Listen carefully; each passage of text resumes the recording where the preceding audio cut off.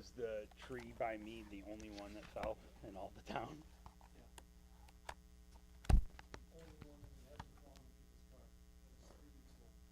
Yeah, he was like in tears.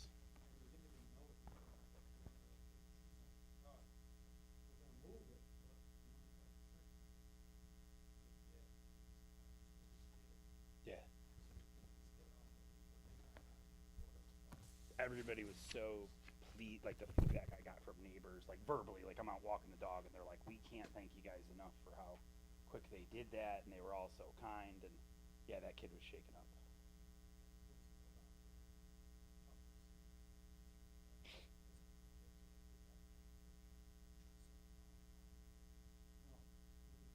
It was at it was at about 12:30 because I was watching TV and I heard it. But I went out my front door and it was like pitch black looking down because that street light doesn't work. I was like, my wife's like, "What is it?" I'm like, "I don't know." I'm like, "I don't. It must have been in the woods. I can't see it." Well, when I went out the next morning, I saw it. You went out checking at 6:30. I didn't see it. There was nothing. 10:30. That was at 10:30. This was around midnight at least. I mean, I could go on my ring cam and see when I walked outside. Um, it was so loud. The only person I haven't talked to is the guy whose tree it is. Everybody else has talked to me how great it was, but oak. It rotted out because at first glance I was like, we must have gotten so much rain that it just tipped. But no, I went up and looked at it when I was walking the dog. It rotted out at the base. So like all the roots are still in the ground intact. It fell right there. Like I don't know if water was dumping into it that made it fall that way.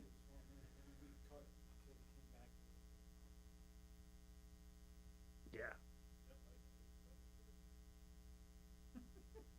You caught that. What? You said the street light was out. No, this is at the very corner. You know how when you walk out my front door, Is it a street light? there's a street light at the far corner that's out.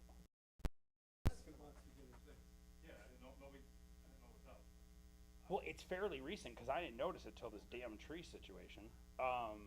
What street is that technically on? That's where that light is. It's at that corner where there's like the guardrail and that wooded area.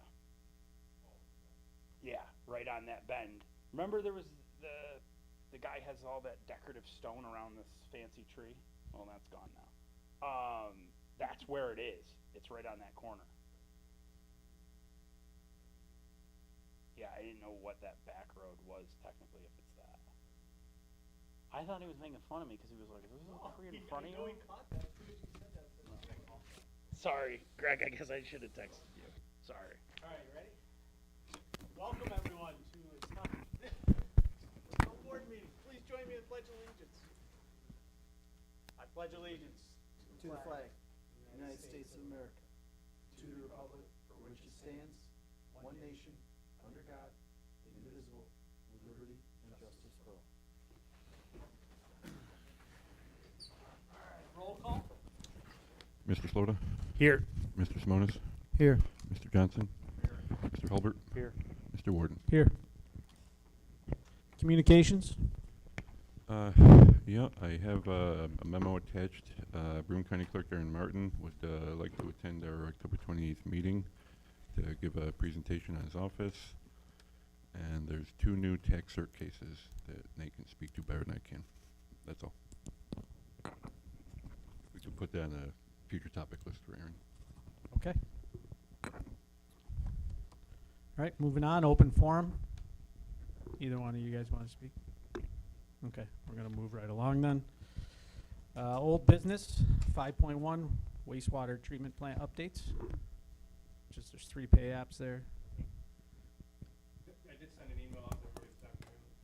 This is a follow-up for, I believe, the next week's meeting. Just an update as for understanding for the new treatment plant, the DC, which will include the meeting that we'll have tomorrow. All.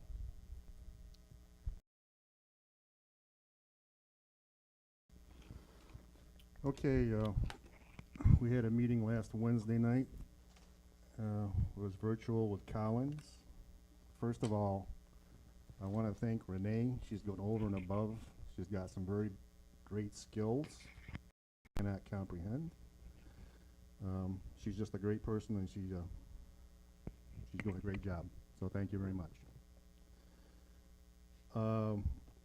You folks were here when we had the initial virtual with Collins, and basically this is our third one, and their style is just to read off of screenshots, and that's their deal.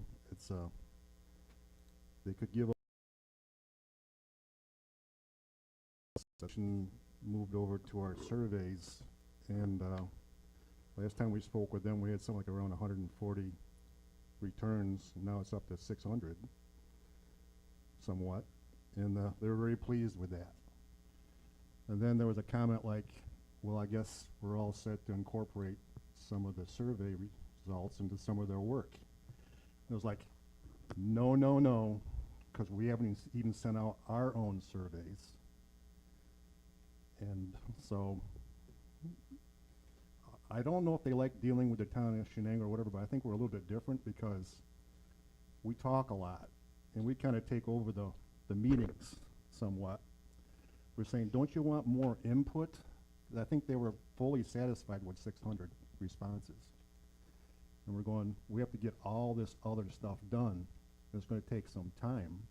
And they're okay with it, but we go, this may take us a month or two to get replies back. Are you going to be able to incorporate this later return of information to fit in your schedule? And they're saying, yes, we can.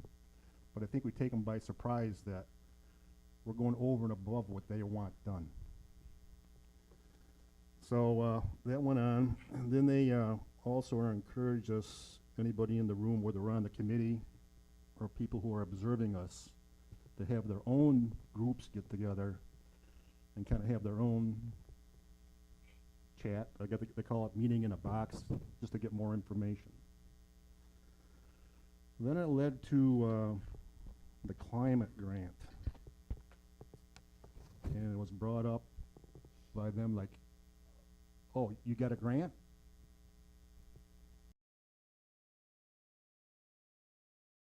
And we sent and stuff. And she goes, oh, I guess I recall that you did get it. So they haven't helped us out at all as far as processing the procedures for the grant. So we talked about it more. Once again, we kind of took over the meeting ourselves, what we have to do. And where we are right now is that we have calls into the state to find out what the grant process is all about, what our obligations are, and they're not getting back to us, I guess. So that's where we are right now. We were kind of surprised that Collins didn't know anything about the grant, till we're doing some of the back work ourselves to find out if eventually if the grant is even worth it. So that's where we are right now. So a couple meetings back, you asked me where we are in the process of what their schedule was. We have taken over their schedule to make sure things are done as the way we see fit. So that's where we are. So they seem to be okay with it. They're not bad people at all. Just that they're not doing things they usually do. And so we do have a real good group. So we're going to meet again next Tuesday night here, just the committee itself, and just to discuss where we're at and how to best go through this process. Also, you'll see the mailer in front of us that Renee put together. You folks okay with it? I guess. I'm okay with it. Expecting it to have already gone out, so I thought this was my copy. So, No, so well, looking at it right now, so we put aside $8,000 to Yep. do this process, you know? Yep. And I guess it's at the print place, and they're just waiting for, they have to be paid before it goes out. I guess it can go out tomorrow or whatever, but now the price is somewhere around, it's less than $3,000, it's like Yeah. $2,500. Yeah. instead of $8,000. So I guess unless you guys have any qualms about it, we're all set to go, I guess. Renee, I know you and I had talked about maybe the post office could help you. No, with- the reason that it took a minute is because when I ran all of the databases and got it all the way down to like 4,219, when it came, they were mismatched. There's parcel addresses and there's mailing addresses of the owners. So there's no way that that matched up. When it came to how to do the mailers out in, I called all the EDDM services. They do by zip codes and postal routes. I called the post office, same thing. I called Colliers, I called Alex, I called everybody under the sun to say, is there a way that I want to just blanket just the town of Shenango? That process does not exist on planet Earth. So as close as we could get was that once I ran the parcels of all 4,219, then, and I double checked with Catherine to see if she had a different database, because I went through New York State GIS and then filtered it all down and pulled up QGIS and made maps and charts and all sorts of other fun stuff. So there wound up being, out of the 4,219, there's 700 out of that have, there's the parcel address, and then there's the mailing address, which is the mailing address of the owner. And I didn't realize that, actually, quite honestly, until yesterday, and I went, oh dang, I thought they would be the same. But they're not. So I had to do some more stuff, and it wound up being 700 out of 4,219 that the mailing address is different than the parcel address. And when I went back to the committee and I went, there is no mechanism on planet Earth that can marry those two, the parcel address with the mailing address. It's always going to go with the owner. I checked with Catherine, the post office, GIS, Colliers, Alex, everybody. That does not exist.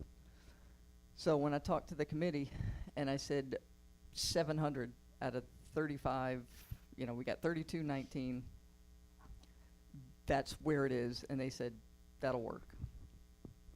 Because I've got all of the, I've got them all separated by mailing addresses that are different. So what Renee and I had talked about was, you know, I think the intent of the committee is to get it to the residents, right? And there's, you know, you send it to the owner of Windsor Glen Apartments, you're missing every single apartment because you Yeah. only send it to the owner. And so I was trying to see if, encouraging Renee to see if there's a way to target the apartments of places as well. So it sounds like maybe there is, maybe Yeah, there when I, isn't, but it's Yeah. just something for the committee to. yeah, there's something Highlights. called the EDDM services. That they're the first ones, because I, you know, when you said post office, I said, all right, cool. The EDDM services will lock in by zip code and by postal route. The problem is that we have 3 different towns for the same zip code. So it would wind up going to Fenton and, you know, everywhere else around. When I called the post office, called Binghamton Post Office, and I said, is there a mechanism whereby I can blanket the town of Shenango with a postcard, just town of Shenango people? And they said, no, they couldn't guarantee that because it's done by postal route and zip code. So Renee, one of the things, and this is just, we probably don't have to talk about it here, but before I forget it, I mean, the committee's got a lot of members. You've identified 700 properties that you aren't able to get to the The parcel. itself. Yeah. You got the addresses, you could divvy them up and do a door hanger and just send, you know, if you've got 12 committee members, you know, everybody takes however many. Or people have friends, you know, it's just like going door to door when you're getting signatures on a petition. Yeah, I've got them all divvied out, and I've got the ones that are the same, that went to the printers, and the ones that are different, I got on an Excel spreadsheet. And that's one of the things, even when I emailed the committee this afternoon, I said, here's this, we can discuss it Tuesday. So the committee's making good efforts to actually get this to residents, and I just wanted, yeah, I thought it would be helpful if you guys understood a little bit of what the committee's doing to actually get it out there, so that if it ever comes up, because It will They're undoubtedly happen. They're actually having extras printed out where we can, Yes, I asked them for 150 extra, just so we can place it in different places in the town if we need a couple of extras. All right. That's my report. Everybody good with that? Are we good with Text My Gov? If there's any questions from the We just email. wanted the mailer to go out. Yeah, I wanted the before we mailer, that's, thank Initiated you. the Text My Gov. Yeah. I wanted the mailer to go out and give it like 2 to 3 days before we blanket the Text My Gov unsolicited. So when somebody sees this and then they get the unsolicited text, it's like, oh, okay, they can connect the dots and they know it's legit.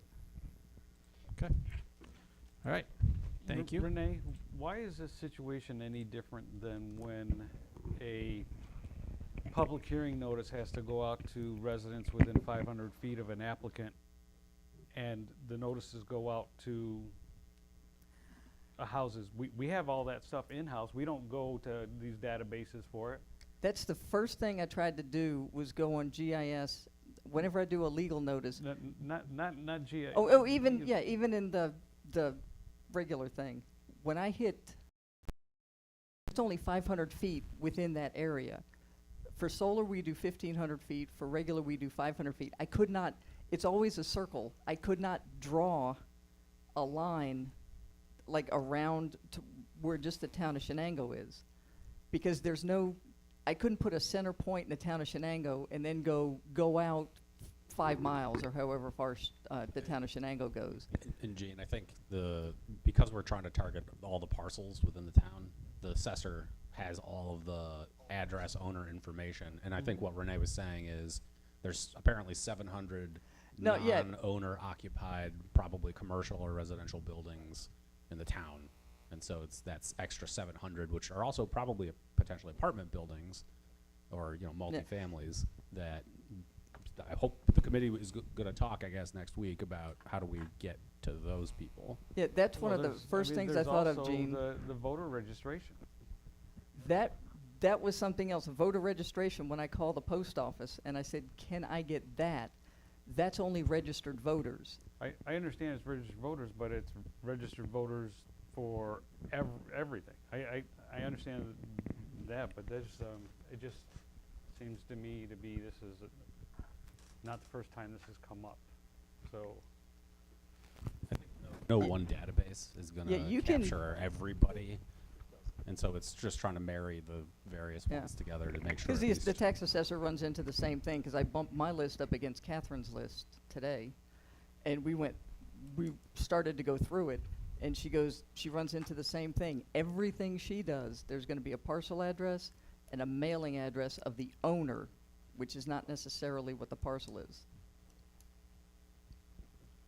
Because I wish there was a way I could do it like I do the legal notices, where I could just blanket all the way around the town of Shenango, get all those labels. That would be awesome. Well, I just see if you don't really vet out what those issues are. You got mobile home parks that you're talking about aren't going to get it. You've got apartment buildings that aren't going to get it. You've got duplexes that aren't going to get it.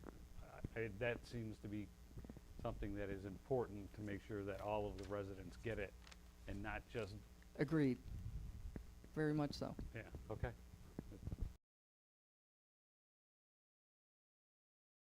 Everybody saw you wanted the evaluation form. And the 3 job descriptions that we have for department heads.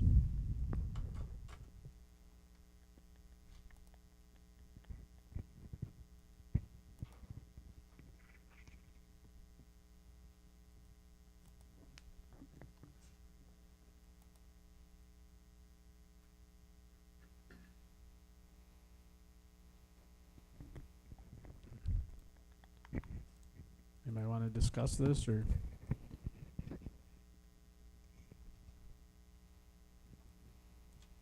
Oh, I don't have any issue with discussion. I mean, they are what they are for civil service. These are all civil service ones, so.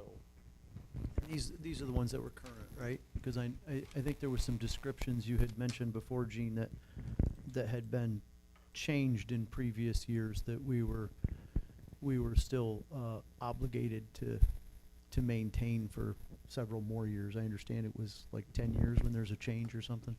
Yes, and that one was the superintendent of public works. That one was specific for the town of Shenango. I know when I talked last year with, I forget her name, but she did say that if the town of Shenango would like to make changes to that, that you guys can. Okay, that's 180 from what? Yeah, that's different from what I understood from previous discussions. Yeah, I remember last year when we were looking into this, I mentioned this to you, that there could be some changes made to it.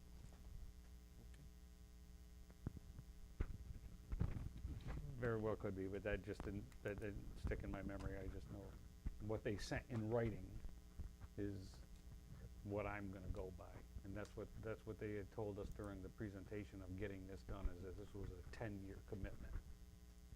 So if it's an option, then it's an option, but this is really what we're looking at right now for going through. And I don't see, for me, I was looking at it from, really kind of the management portion of it, not the civil service portion of it. And this doesn't say anything about department heads. I'm sorry. The building and code inspector doesn't. The assessor doesn't have the words department head in there. And the superintendent of public works talks about language within the department that is in control of that. So I think that's locked down enough for me to say that it's there. But the conversation, at least in my head, was to go back and really see what the responsibilities were for administration of subordinate staff and the department policies, procedures, and functionality of it. And they all cover that. They don't say specifically budgeting. They don't say specific, but they all do mention the procedures and within the, making sure that they're operating within the department structure. So I'm comfortable with them. So in doing this, because I think part of this discussion came up in regards to doing evaluations, and I agree with you. I think that building and code should have the department head duties and descriptions there, because we wouldn't be providing an evaluation for the code inspector or the code official, right? Yep. Or the administrative staff. Or the administrative staff, agreed. Yep. This would strictly be for department heads. Yep. So, for clarity, when would we do this? Is this end of the year? Is this first quarter of next year? I'm assuming that this is done annually. You're talking the review? Evaluation, the review, sure. Those are annual. Those were. In what quarter of the year would we shoot for this? I don't know. I don't believe there's a policy specifically stating that. I did not find one, and I don't remember that from any of the previous conversations, and has been, it has not been done enough that I can say that here's our precedent. Okay, So- so it's a discussion point Yeah. to say we would like to do this in a particular quarter during the course of the year. Any suggestions? Higher date.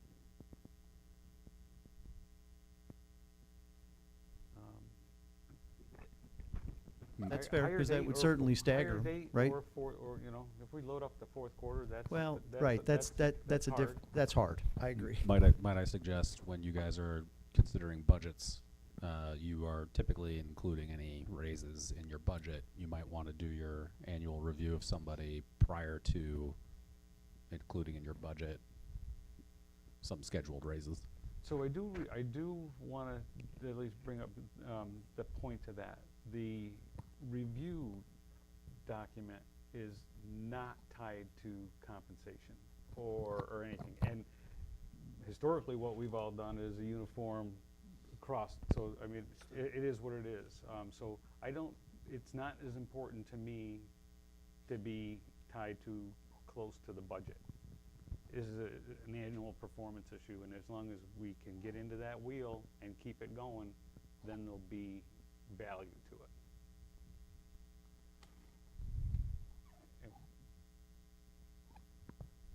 Yeah, I'm not 100% there. I understand what you're saying, and I recall the conversation last budget cycle about that across the board. I do think there's value to a merit raise as opposed to across the board. I understand the issues that have happened in the past. You've explained them. I don't know if we need to make that change this cycle. It's just a matter of getting the evaluations done a little more regular, right? Well, that's, I thought, the Yes, conversation and that was. is the conversation. The conversation, The review this, is this separate. conversation is not tied to merit-based raises. You are 100% right. This is strictly the discussion regarding evaluation of department heads. Mhm. I agree. And And it I'm doesn't matter happy to what time keep of it year there. to me that it happens, as long as it's done consistently. And I agree, fourth quarter would get tight, for Mhm. sure. So whether it's the second or third quarter or first quarter next year, I just was trying to get somewhere to establish an expectation. Not only for the board, but for the department heads. If fourth quarter is not something that the board wants to do, then I would say stay away from the hire date, because that is arbitrary, and they could all end up being in the fourth quarter. Oh, And okay. so, Well, like I said, it's a discussion. Yeah. I just didn't know. I just think that from being here last year, it seems like we got busy fourth quarter with Yeah. everything, and then, and we're talking with four department heads. 4 department heads. So, just annually, just split them up, second and third quarter. I mean, I think that limits the resources that we have to do and allocate board meeting to. Yep. I have no issue with that. My mind right now is fixated on where's the other documentation then based on what we're holding the other department heads accountable to. And then also, in all fairness to Greg here, like, is this verbatim exactly what you do? Or is there additional things or less because these are civil service descriptions? Well, this civil service description was for what the town put together for that position. So I not to get into specifics on whether or not it is something that Greg does or doesn't do right now. This is what, at the time, the town board said this position was supposed to be responsible for. Yeah, no, and I get So, that. yeah. But if we're not pacing, if we're not using the other, there are no civil service descriptions for the other department head roles specifically. So what I'm asking is, what are we holding Greg accountable to? Well, isn't there? I think there is. I think there is too. They, Both the assessor and the Uh, building and code. code department. Building and code inspector is the one with supervision that's on. This is the one with supervision. Oh, it is. Yes. Yep. The one that's on there is the one with supervision. It should be, unless you put the wrong one on there. It's the one on there with supervision. Supervision may be exercised Yeah. over a small number of technical and yeah, so this is That's it. the one. The Yep. other one is code enforcement officer, is what we just hired the gentleman of. Right, which That is doesn't have subordinate staff. supervision, so Right. that's not a department head. Right. And it's assessor, I didn't believe that there was even a department head one. The assessor, just, it says that there's supervision. The supervision may be exercised over department staff. And then also working within the policies of the town and the assessor's department and making sure they're doing it in accordance with the New York State regulations. So I saw all three of these as the appropriate ones for department head.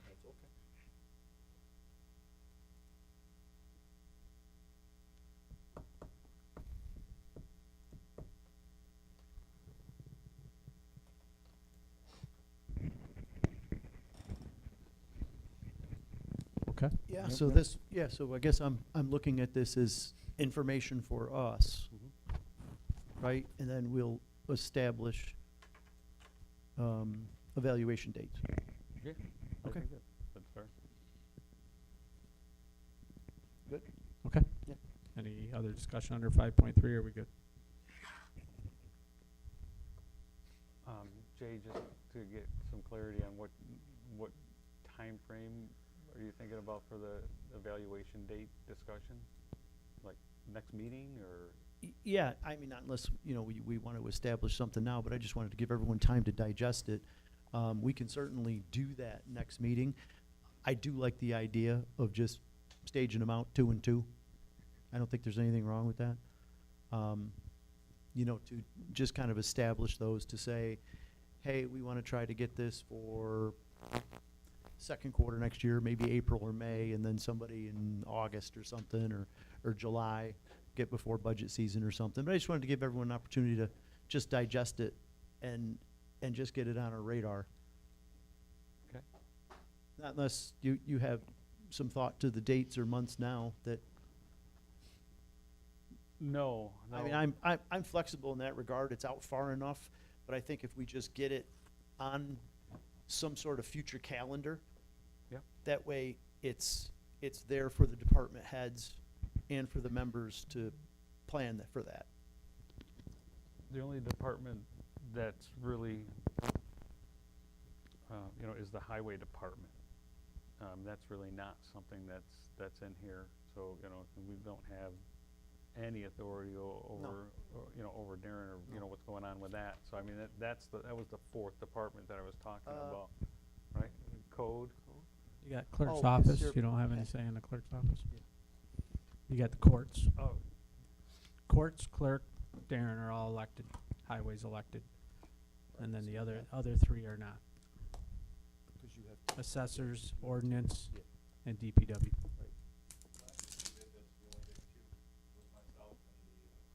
code.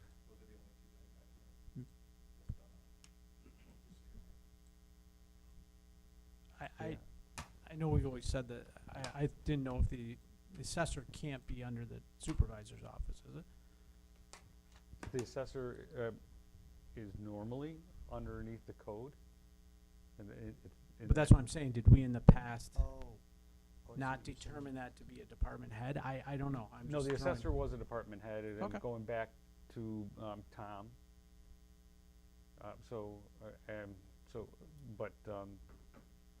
But it's an appointed issue, so I didn't see any issue at all with holding that one separate. You know, the assessor, but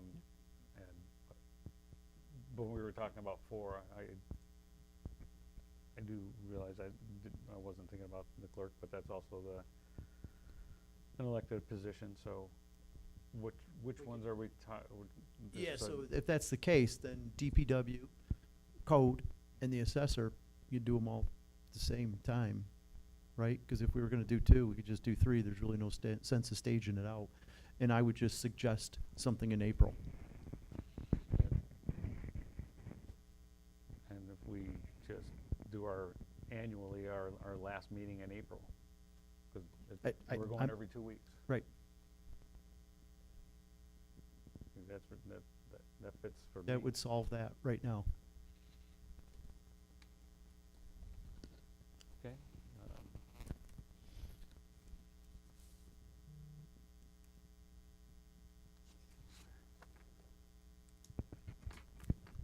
All right. Thanks,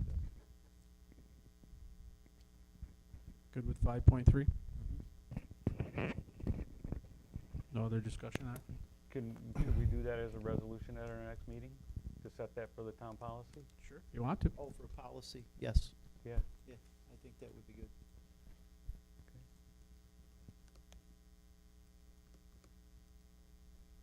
Oh, also under 5.3, right, we still had the town manager discussion? I thought that these tied together. That's why they were put underneath there.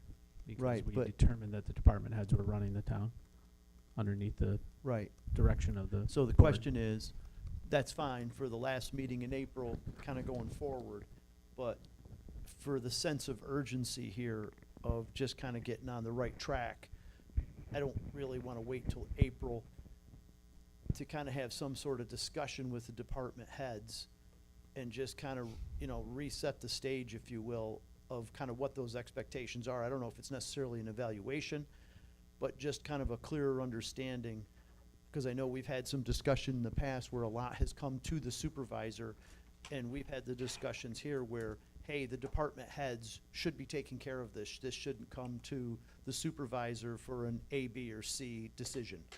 So if we could do something just to kind of, you know, again, just reiterate what the department heads, what the expectation of this board is to the department heads, to kind of alleviate some of what's coming to Kevin's desk currently, I think that would be helpful. I think it would be a good place to start as opposed to waiting until April.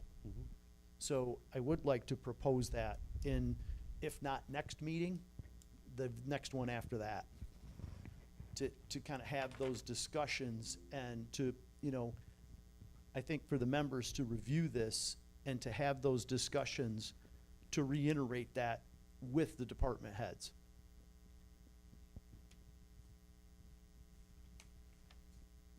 So some of the things that I know that have come up in past conversations, you know, specifically, you know, to make sure that budgets are within, you know, they're responsible for the budget. They're responsible for their administration of the HR issues with their own staff. They answer to the board, not to any board member. So if they've got something that they've got to present to the board, then they can do that. The other issue is within their budgets, and this I think is just a conversation that's going to take the most time for me to be comfortable with, is that their decision on purchasing and making monetary decisions throughout their day are tied to their budget limits. If it's in their budget, are they or are they not allowed to just go through and move through that, and then when they need approval from the board to spend money, that's how they present it? But they've got it, but I think that's the trickiest conversation and logistics issue that you've got to decide. Otherwise, that's gonna go back to Kevin, and that's gonna tie up so much of his day, you know, on all that nitpicky stuff.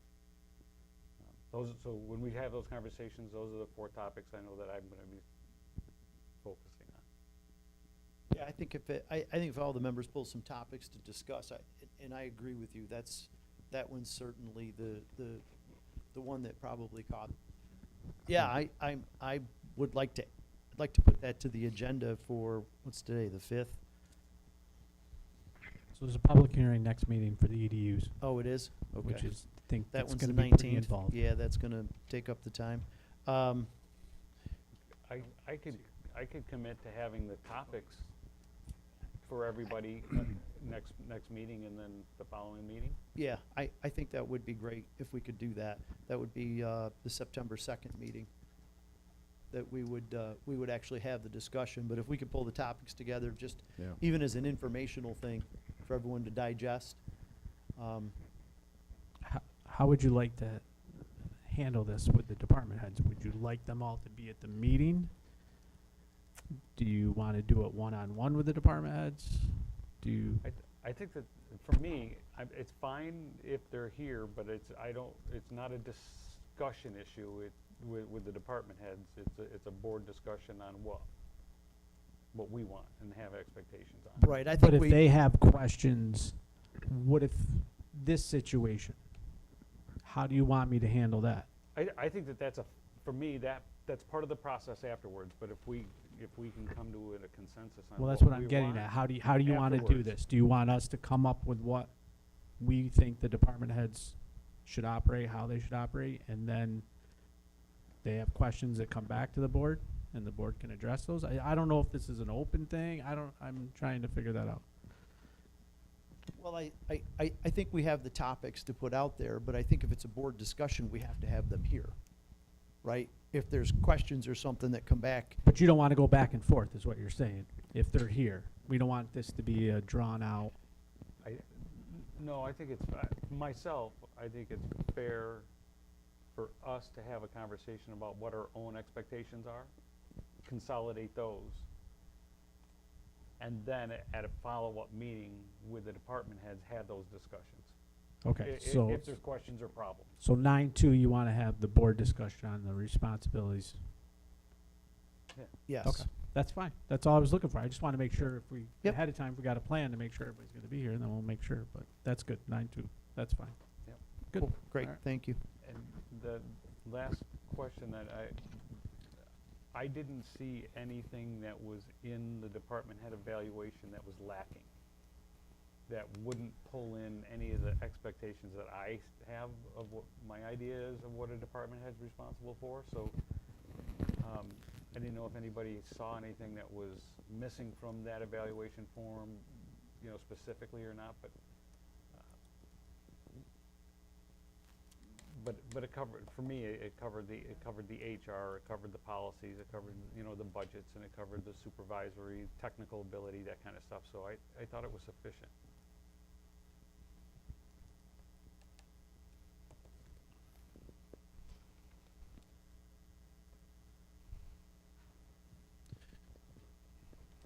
So in looking at this evaluation form,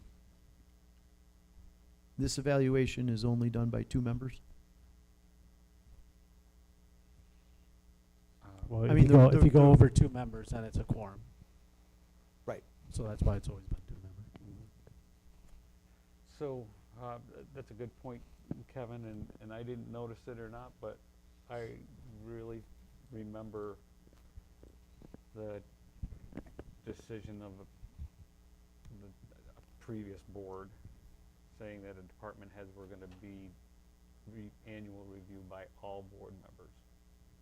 So, I'm just wondering if this is the most current form.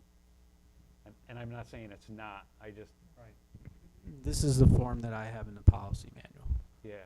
So all I get, I think we changed the department head part, that we were gonna do it by all board members. Yeah, And I'm The sure it form never got just didn't- changed on the form. okay. So we can update the form, we can do a department head form, because does this one say department head, or is this It just? does. It Yep. does, this says department. So we'd probably change that, but I know when who did Gavin with me? I did Greg's, but I thought I You did did it Greg? by myself. Thought it was just one. You and Frank, because I did Gavin's with somebody else, I can't remember. And there was only 2 of us, and those were both department heads. Yep. I'd like to do it all, the whole board. I know this is also a Word document that was out there, so maybe, you know, I'm sure it's on that drive, drive. and maybe the Word document's updated or not, but that's fine. Yeah, But let me that's- go look at the drive. Yep, okay. So we can or cannot change the civil service descriptions, just to be clear. Originally, it used to be 10 years. It always used to, if you were creating a position for a specific town, village, it was a 10-year, you were stuck with that for 10 years. Things have Luke- changed a lot, but like you said, 10 years was it, There- Yeah, I mean, I see where they're dated, like it has the last revised date. But there's two types of civil service descriptions. There's One competitive. is New York State's that everybody like starts off with. Yep. And then there's one that a municipality specifically creates for a position. Yep. And the last time we did that, we were told by Broome County Civil Service that once we did that, we were cautioned that if we do that, we're locked into that position, that description for 10 years. That notwithstanding what Nate was told, those are the 2 different things. So you can change it. You can change the civil service one to adopt it to your municipality at any time. But I can't tell you if we're not past the 10-year mark of the department head for Public Works. Yeah, no, I get that completely. My question here is the code enforcement one under the supervisory portion doesn't say who they report to. Should it explicitly say they report to the board, like in general? And the reason that I'm calling that out is because Greg's right now, or I'm sorry, let me rephrase. the superintendent of public works does call out,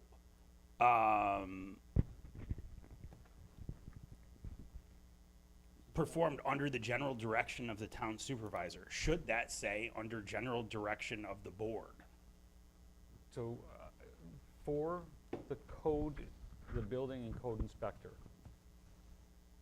the complication with that Is that we can't influence it that much? is that if they answer to the board, Yeah, that, I get it. and so, It infers that we have control over So, those decisions. so Luke G, in the civil service description for building and code inspector has a sentence in it that says the work is performed under the general direction of the local legislative body or the top administrative officer. So it's already in there. Where are you seeing that? The second sentence from the bottom of the very first paragraph, Which page?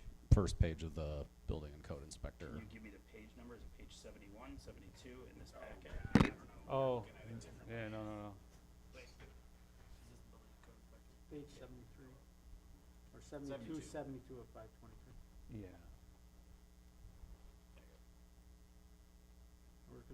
Right at the bottom. Okay, so should the other one say that, is my question. Can't change it now. I was looking for the word supervisor. Yeah. I'm glad it just says general direction of, Right. so. I think Gene's point is right. The town board should not be directing specific enforcement actions and decisions that are within the purview of a certified, code inspector or building inspector. You guys don't have No, that makes background. total sense. So the way it says under general direction of the local legislative body, so should the other one say, and should we check, can we change this easily? Should the superintendent of public works say general direction of the legislative body? I think you're right. I think that's all right, but you can't. I don't think you're gonna be able to change that easily. We can reach out to civil service and ask about changes like that. I mean, and I can see if they'll send me an email in writing saying, oh yes, you guys can make changes to your own job description. Well, the superintendent of public works does take general direction from the supervisor. And that's in here.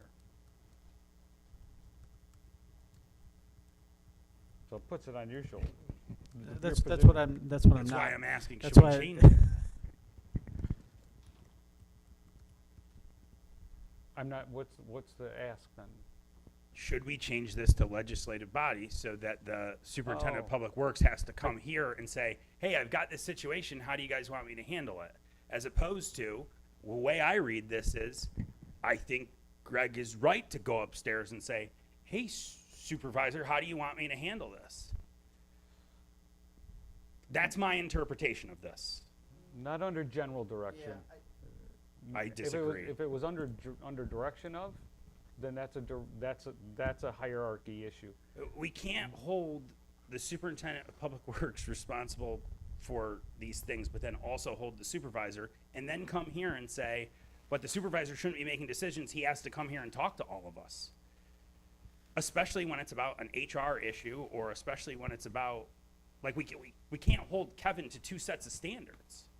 This has very little to do with the superintendent of public works, in my mind. This has to do with holding Kevin accountable for two sets of roles. I'm sorry, holding the supervisor accountable for two sets of rules. We want you to do this, but we don't want you to do it without talking to the board first, because you're not supposed to be making decisions around certain things, is my concern. Right, because the language isn't equivalent to the other I wish it heads. were super, super specific. The supervisor should give general direction around this, and this, but not this, and this. Or change it to the language that's under the code official. The 100%. local legislative body. Yeah. Yeah. The And language should be. I agree 100% with that. and I have, I do too. this is for the general public to understand here. I have no problem with Kevin's decision-making, No, to be it's not- very, yeah. very clear on the record. But I do not think somebody in that seat, let's take Kevin out of this for a second, somebody in the supervisor's seat should be held to two different sets of standards Yeah, so simultaneously. the language isn't the same Yeah. across the, and recommendation that we ask Nate to make that phone call, get documentation, and then we can talk about it in 2 weeks. Or 4 weeks, whenever it is, this is on the topic again. I'm fine with that. Me too. All right. We done with 5.3? Yes. Yeah. All right, let's move on. 5.4, Hometown Heroes I discussion. missed the deadline to Okay. submit it, so that will be on the next meeting, if we have time or Okay. it could move. But I do have all the information now, I just didn't get it to Jody in time, so it's not on public record, so. Understandable. All right, 5.5, lockdown law discussion. That's on there. That's there. Hold on, I gotta find it. This is like a Bible here. Let me go back to the top just quick. So this, just to refresh everyone's memory, I think this came up when we had residents asking why we don't have this. And I think this was in regards to a property that there were potential, police activity at regularly, as well as code violations or something. So more than anything, I've seen this in other towns locally. I'm rather familiar with how the process works. It's assigned to a point system. I basically compare and contrasted the two that we hear about in the news the most so that everyone can see them side by side. They are very, very similar in nature. The biggest difference is who enforces them. In the city of Binghamton, it's corporate counsel and the Binghamton Police Department, as opposed to the village board and corporate counsel in the town of, or village of Johnson City, I'm sorry.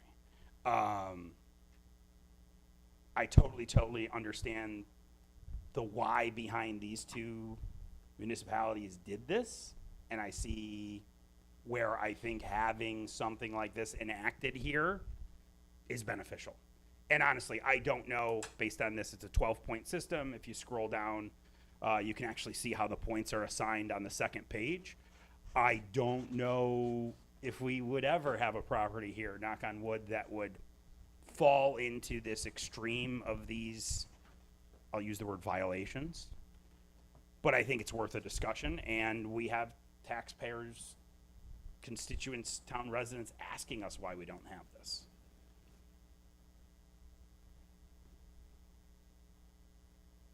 What is the corporation council? Is it the equivalent of like Nate's office in these municipalities?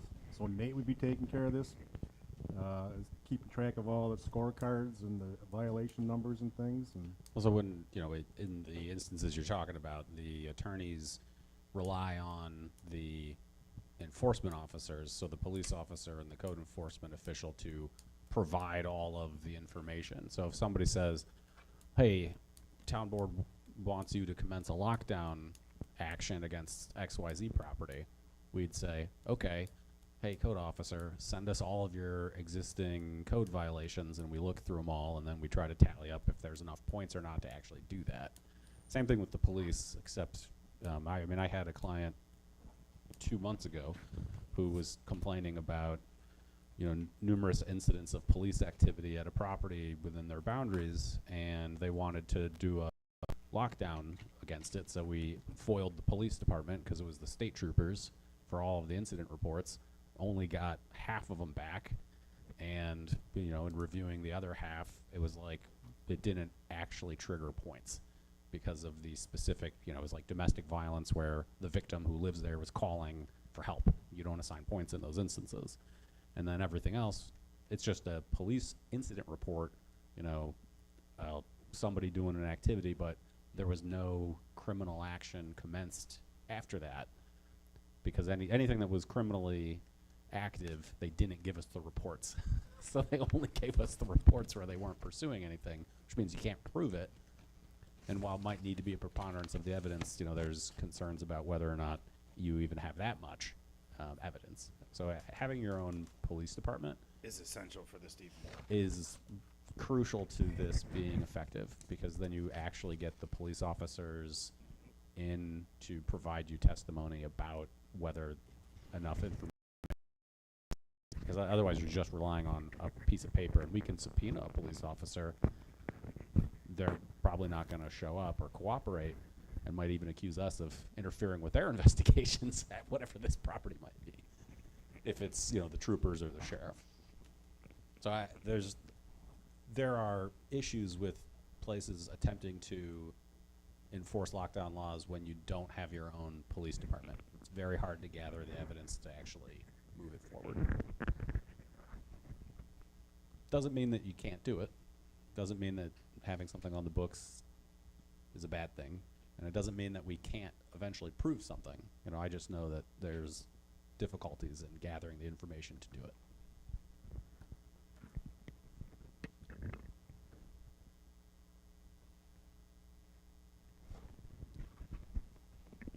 Thanks for the information. Yeah, well, this was, I guess I should have had the conversation with Nate about this beforehand. I mean, I still love the thought of having this in place.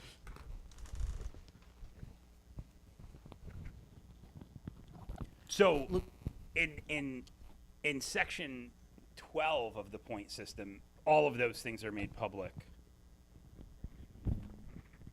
Yeah, well, I mean, if Are somebody... they waiting until someone is convicted of a crime? Well, so you have to think, in order to prove that someone actually, like, committed murder, I mean, everybody knows, right? Except until you're in front of a court and you're like, oh, well, you know, here's the police officer. Except the DA is not going to let us bring in the police officer, and we're not going to get any of the victims or witnesses because they're all going to be used in the criminal process. They're not going to come to our civil proceeding. Yeah, no, totally understand that. So they're waiting till someone's convicted of the crime at the 28-month mark or however long it takes for someone to be convicted of murder. That's when they're... No, not necessarily. So, one, murder is not typically used when lockdowns are used. Yeah, I mean, I'm right? picking It's the most extreme case here for like the record's the sake. real fan favorites seem to be like the Lucy cigarette sales, where, you know, the local police conduct a sting, and it's not really the convenience store owner that you're trying to stop.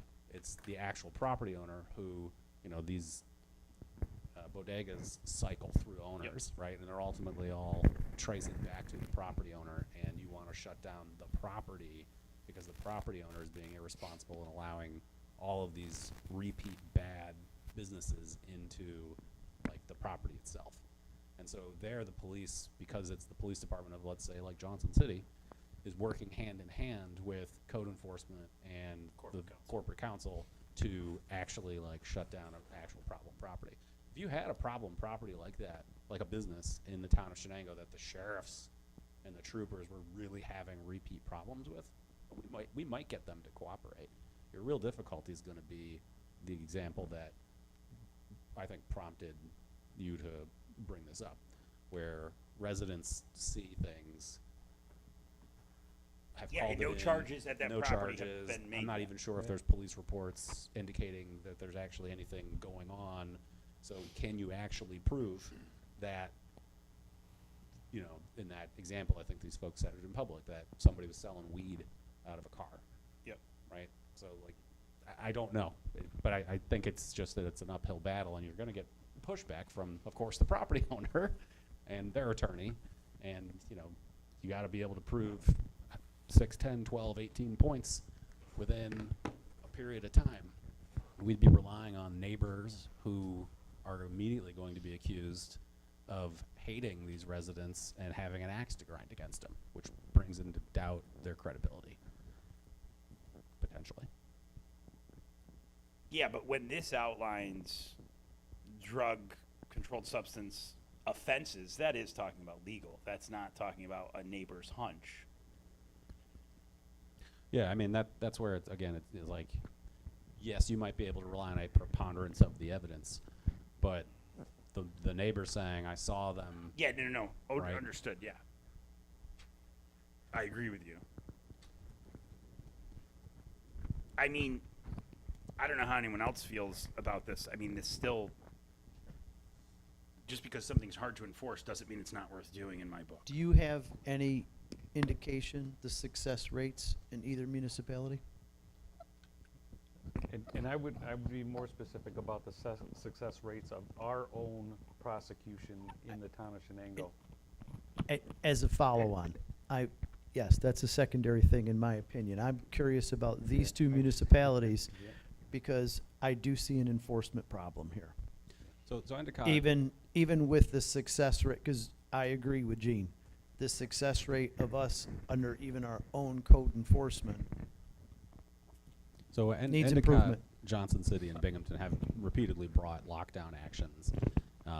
My colleagues Gina and Mike have done them for Johnson City and Endicott. Binghamton typically does their own, and they've been successful in getting lockdowns. But they're not bringing 5, 10 of these a year. It's like one every couple of years when it's a real bad problem that the police have not been able to resolve through, or the code enforcement have not been able to resolve through other means. And then it goes to Supreme Court, not your local courts. So those judges know not that your judges know what they're doing.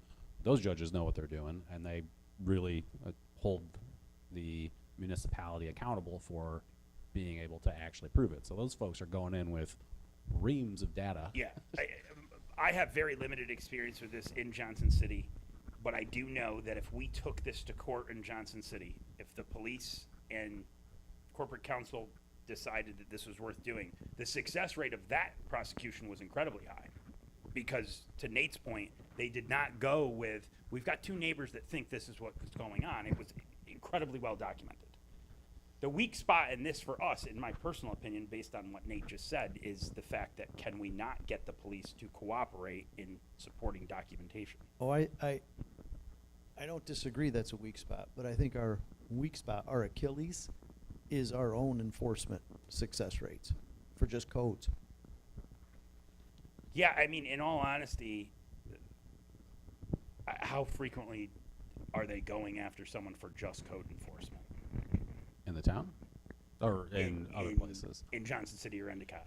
It's almost, in my experience, almost entirely related to actual crimes that are taking place, not With the exception traditional of code enforcement. in the city of Binghamton with absentee landlords that had incredibly high criminal code issues, where they locked down all those properties after the Yeah, Oh, and landlord I'm was not even already- referring to criminal activity. I'm referring just to code enforcement in our town. Yeah, I think that's a whole nother topic than what Well, I we're- think it's important because we gotta have some mechanism to enforce it. Like even in here, where we talk about who's responsible for enforcement, I don't understand the mechanism where in Johnson City, the village board is participating in that enforcement? I think the village board ends up authorizing the action. They're just authorization. Yes. Right. Okay. Yeah, they're the decision maker on yes, Where let's go after Binghamton, this. strictly corporation council would make that final call? And the police chief. Okay.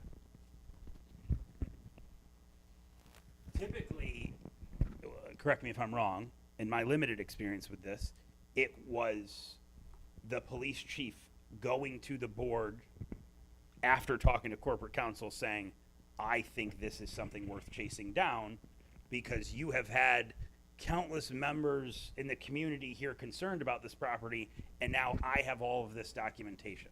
So So in absence of a police chief, it would have where does that decision fall? it would have to to be move code forward? enforcement telling Nate, or And, one you of know, us going to Nate to say, I mean, you might get, I mean, again, I gave the example of if you have a problem business where, or like, let's say you had the Red Roof Inn.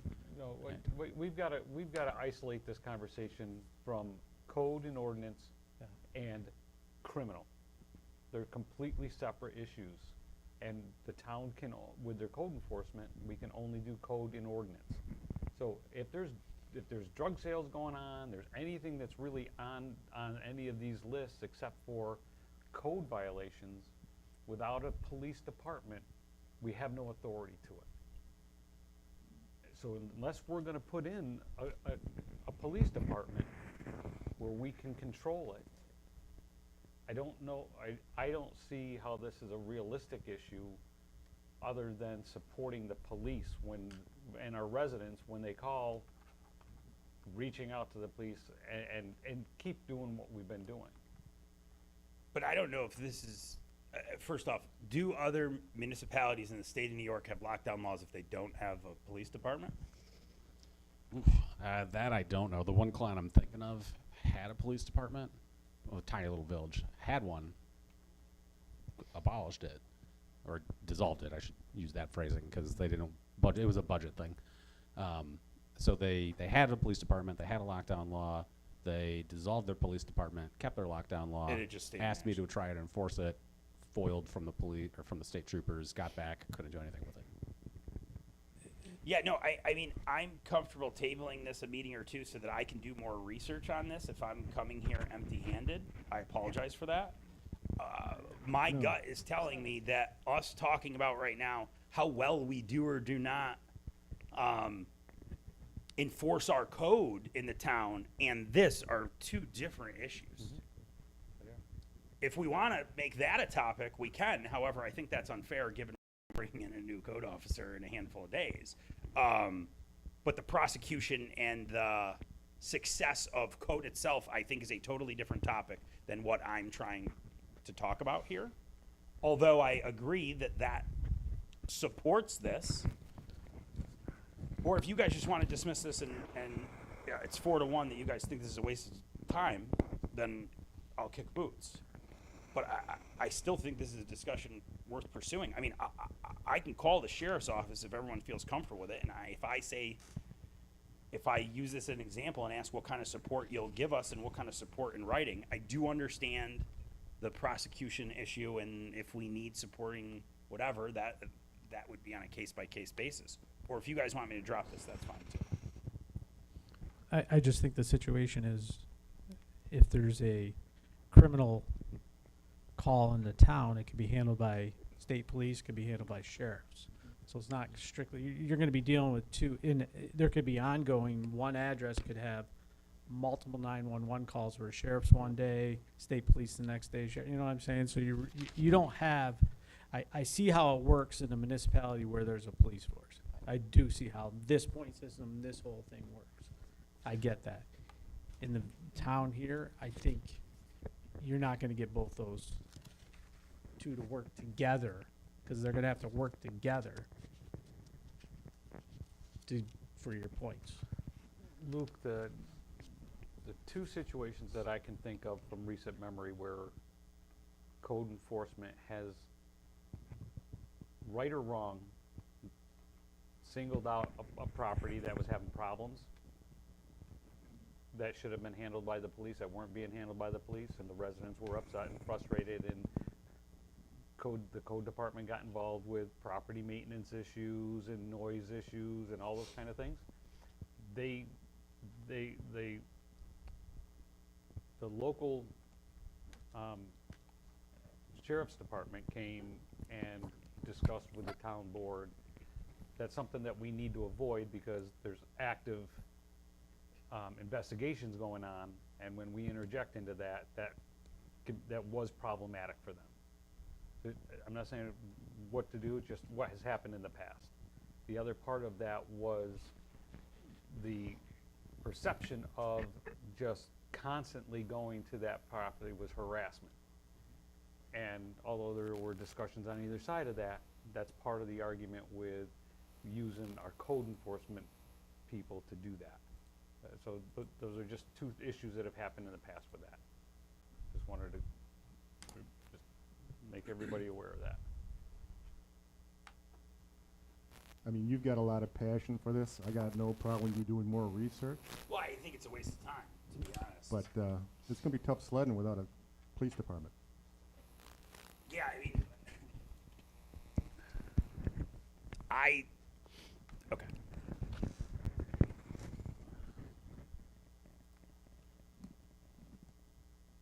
I don't think we're gonna be able to deliver what the constituents wants from the town. I just don't think we can do it to their we just can't shut things down.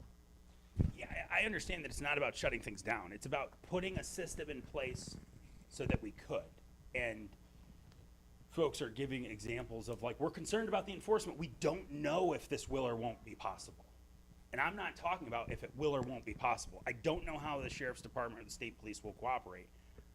I'm here today to talk about putting a system in place that would give us the ability to try to do this in the event that we encounter something where this would be helpful. So what I'm hearing is you guys don't want this in place because you're worried about if we can or can't enforce it.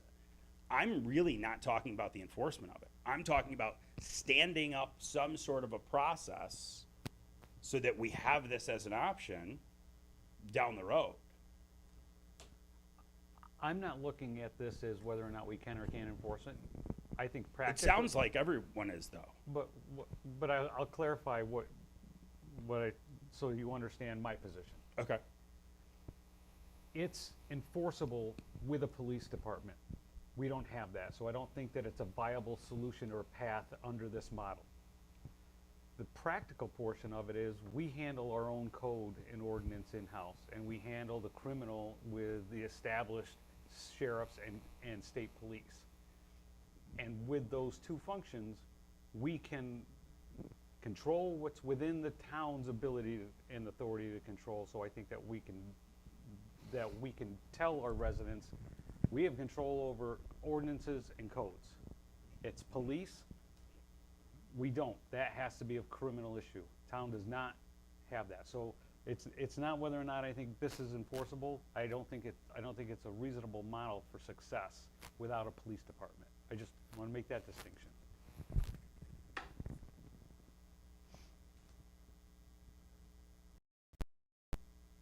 Okay.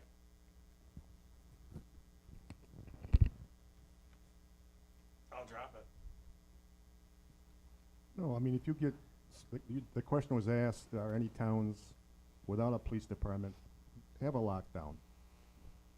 And if you can find some, that might be your avenue to find a way.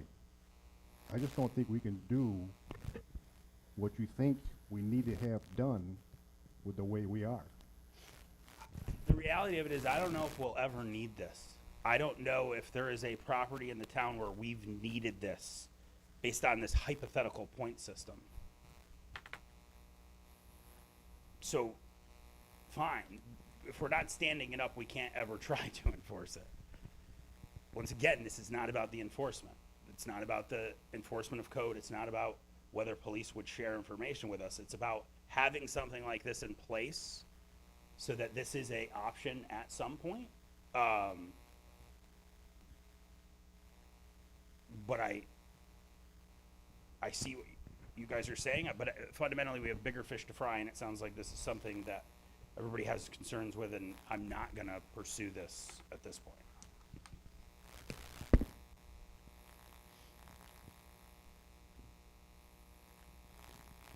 I just see the only way that you could is if it was just strictly based on code enforcement. That's the only thing that we do in this town.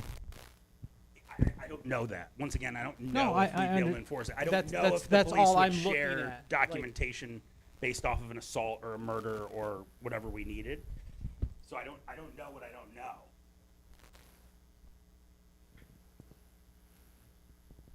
That's all I was looking at. Can a point system be put together for code enforcement?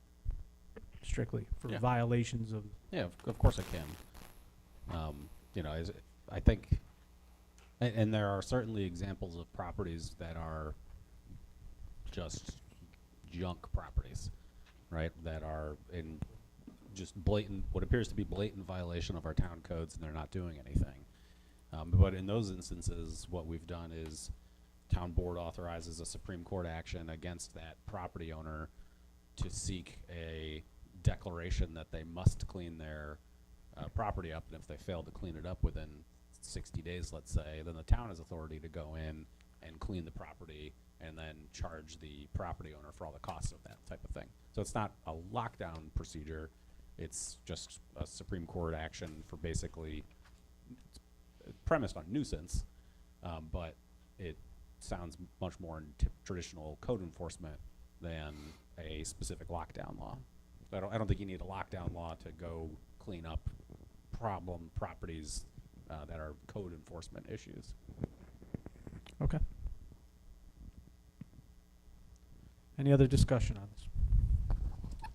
I have none. I don't have any. All right, moving on. 5.6 B&L update, and that's what you sent out. Greg sent out an email today that he received, so you guys can all take a look at that. 5.7 department head probation discussion. How does the board want to handle this?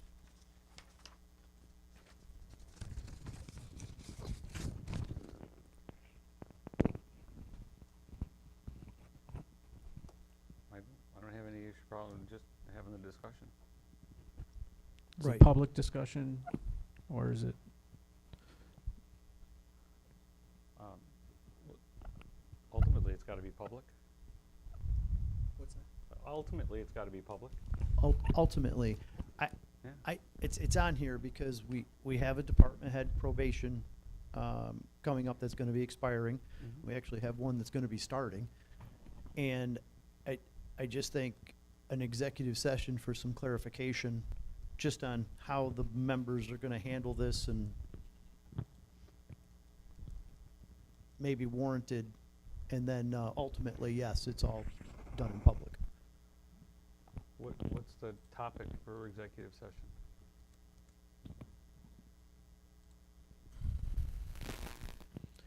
So when a department head's probationary period begins to expire, I guess this can all be done in public, what's the procedure for the board? Is there a vote to that? Because department heads are hired and terminated by the board. Yeah, they are. Okay, so when probationary periods expire,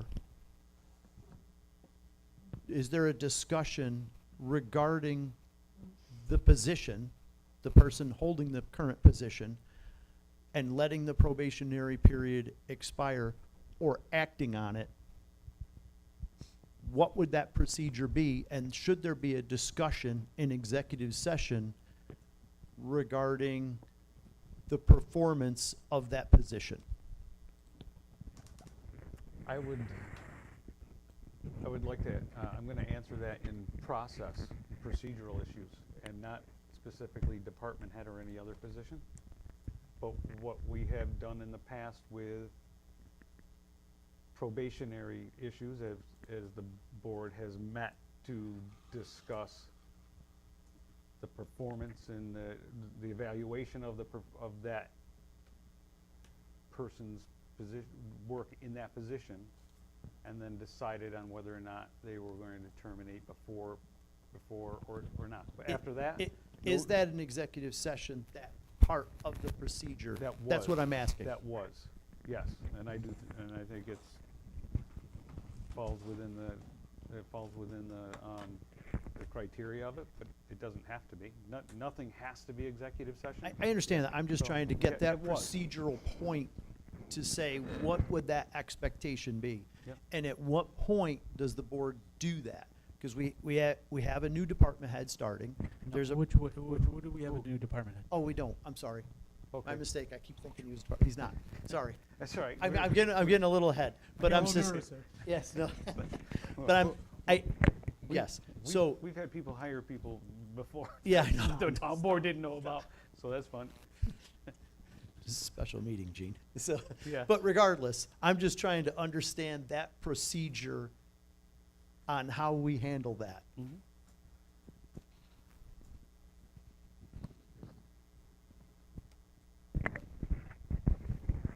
And when? At what point? Is it a day before? Is it a meeting before? I mean, I don't even know when this particular one expires, but, you know, I'm just saying, as opposed to letting it pass, should there always be that discussion regarding that performance? I think that that's valid, that there should be. I think it should be, yeah. That's my opinion for this conversation. Yes, and that's all I was getting at. So Prior to a probationary period ending, the town board should discuss the performance of that employee and decide whether or not to do anything with the probation period or that position. or let it expire. Yep. Okay. That was really what the discussion was about. Because then I would have to be a agenda item. Right, because I don't know when it expires. I think it's coming up. September, I don't remember. I remember I didn't look it up either, but I thought it was on tonight's agenda because there isn't another meeting. Yes. I think that's the issue.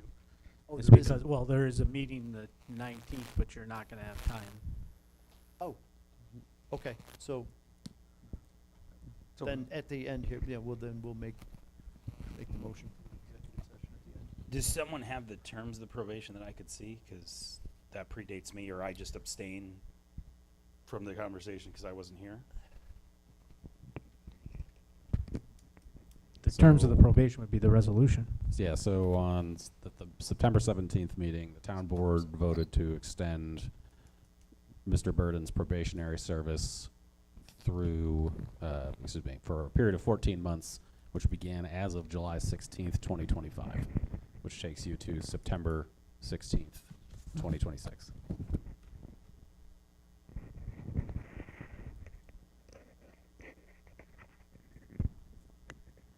takes us to when? September There's no conditions involved, and it's just do a great job for the next year. Yeah, I mean, it's No. inherent in a probationary term. There was conditions. There's not, But that was that. So conditions of the employment are different than the condition of the probation issue. But if we're, I don't have any issue with having the conversation about whether or not to do anything with the probation. Have that conversation, tonight.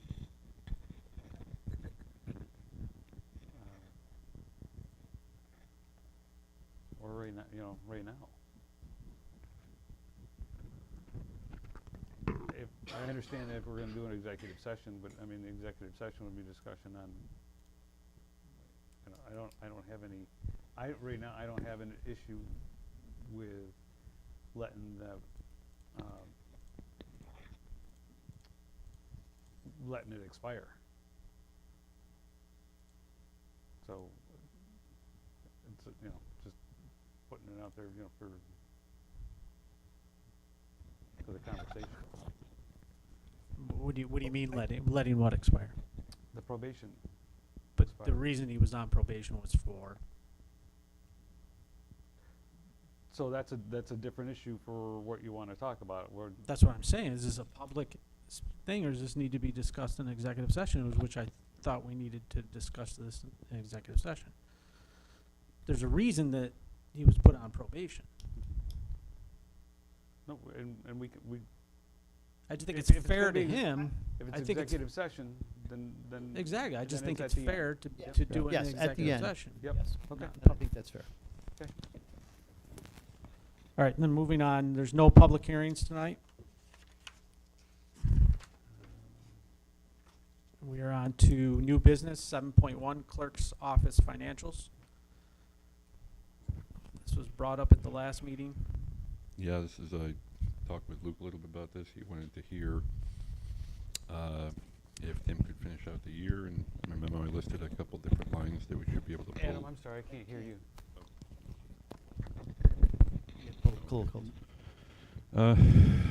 Something Luke wanted to know, and in terms of my deputy being able to finish out the year, I've listed a couple budget lines that we could pull some money from so he can finish the year.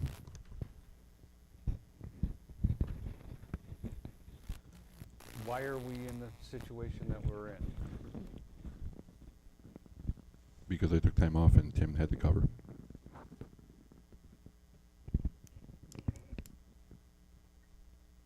And how did you plan when you took the time off? How did you plan to cover the budgets when you asked him to work more than what was in his budget? That's a current discussion. This is a past discussion because it's already occurred. So my question to you is, what was your plan at the time that you took the time off and incurred the additional expenses outside of the budget line items? Well, if it did come to that, this was part of my plan, to reserve a little bit of funding for the end of the year, should it need to be the case. Okay.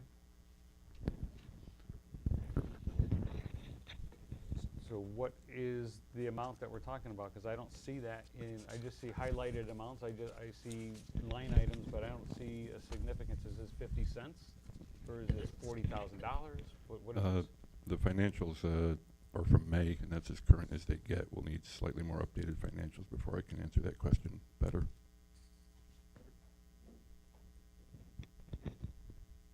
I don't understand what that means. The financials predate the time I took off. Don't you know how much extra time he's worked?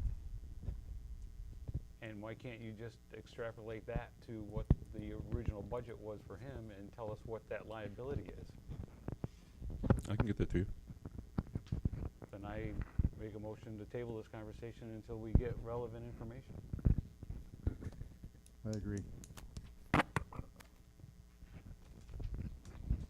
We have to have a dollar amount.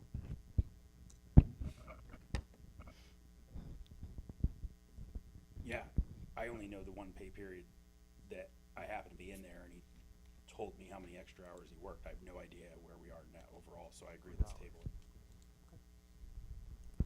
it. And I don't know if these lines, I have to talk with Tom, but I don't know if we can fund your personnel lines with these contractual lines. Well, on top of the fact, I don't know what these numbers are really at, because these are from May. So these, are, in theory, could be lower than what we're looking at. Right. Which means you're also gonna have to, if you incur expenses in those accounts later in the year, you're gonna be shorting yourself also, so. Well, Adam, I'm really, after hearing your explanation and looking at the financials, you have highlighted the areas where you say these monies can come from. And there's only one that's got any kind of sizable account number in it. There is the third one that's contractual, that Kevin's point is valid on all the contractual issues with that, but that's already at 97% spent, so you've got $150 left in that line item. You've got $1,500 left in one that's 75% spent, and you're already over by 11.5% on the printing and contractual, but you highlighted that as that's where money can come from. I mean, how are you looking at this? What do you guys want to do? I want you to do your job and get us the information.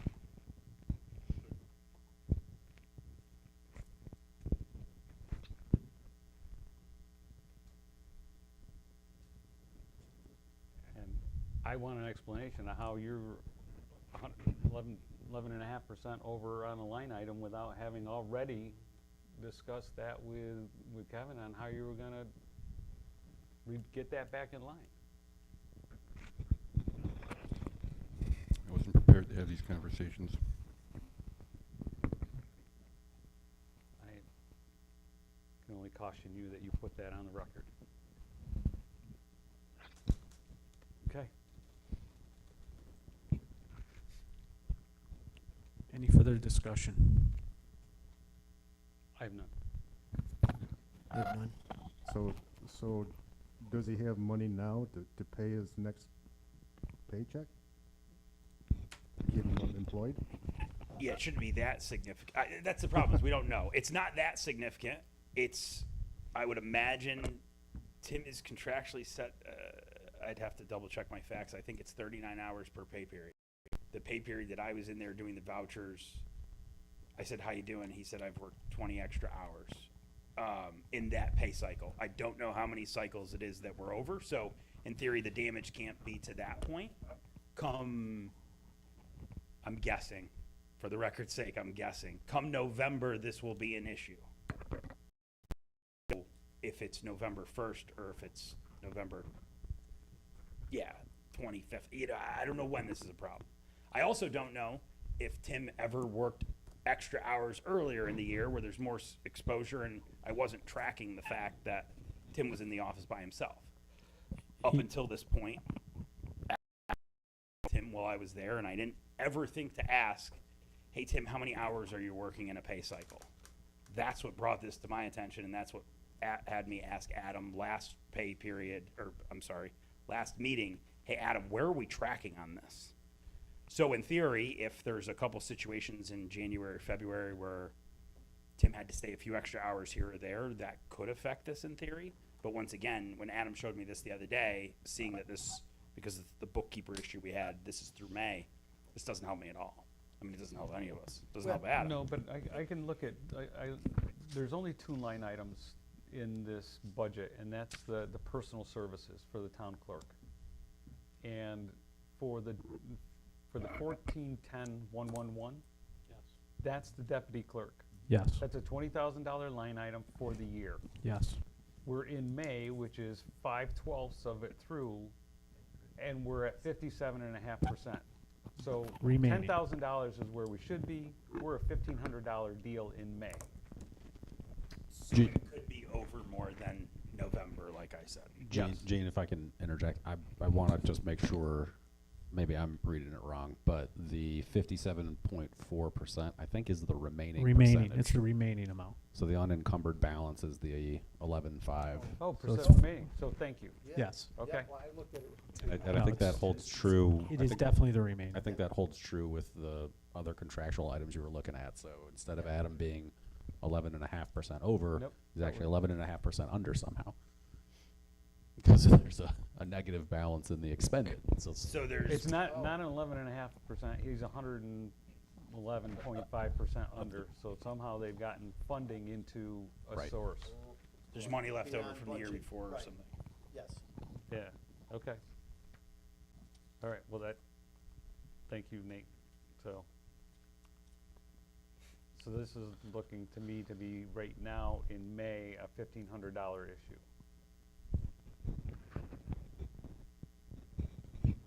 Yep. We have to get the true numbers. Okay. But it's definitely trending to Be high. be high, yeah. All right, we'll put that on the next meeting for some more information. All right, department reports. 8.1 ordinance report. Anybody have any I have no Issues? comments. comments? Good. Thank you. All right, moving on, 8.2 dog control report. Comments, concerns? I have no comments. All right, 8.3 highway report. Darren? All right, first one there, salt shed update there. Nate, myself, and Alex Hunt Engineer got us the contract and all the paperwork. I know Nate was looking at it. I started to look at it, but I unfortunately had a family emergency, so I haven't had a chance to really dive into that. So I'm going to hopefully get with Nate maybe tomorrow, look at it some more, get with Alex a little more, make sure we're good with that so we can get that going and out. So Darren, to derail you, but I don't believe the board has authorized the bonding for the project, or not that they have to bond, but I think we were going to get some estimate of costs to the town board from Hunt. Do you know when That that's came gonna happen? that came last meeting. Oh, okay. And we had because we had the estimated cost out, and I know Gene asked me to put it together of where I wanted to get the money funded from.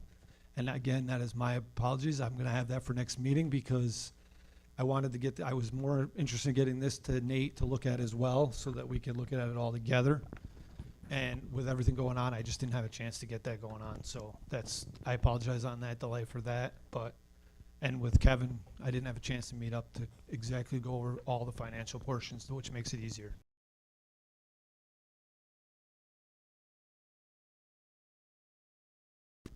But I'll get that.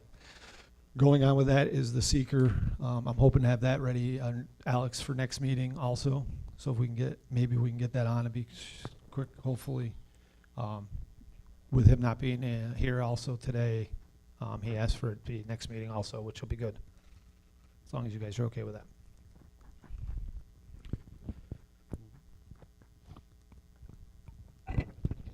Sorry. He wasn't gonna be at this meeting, he'd be at the next meeting. That's my understanding. I talked to him before he went away, so. Sorry, I read the wrong That's just my conversation with him. Wrong dates. Do you want to do anything with the voucher? I figured So, that, I figured number- that out with Joy today. Did you? With, We can do an unaudited voucher. yeah, so I did want to Abstract. discuss it, but I just wanted everybody to know what I sent was, and this leads back to like, what they found out today was an unaudited voucher would be a lot better, so we can keep track of, unaudited abstract, sorry, where we can keep track that what we're putting in, where my line items, at least I'm gonna speak for myself, the line items that I'm asking the money, where these are supposed to come from, are done before they actually get audited.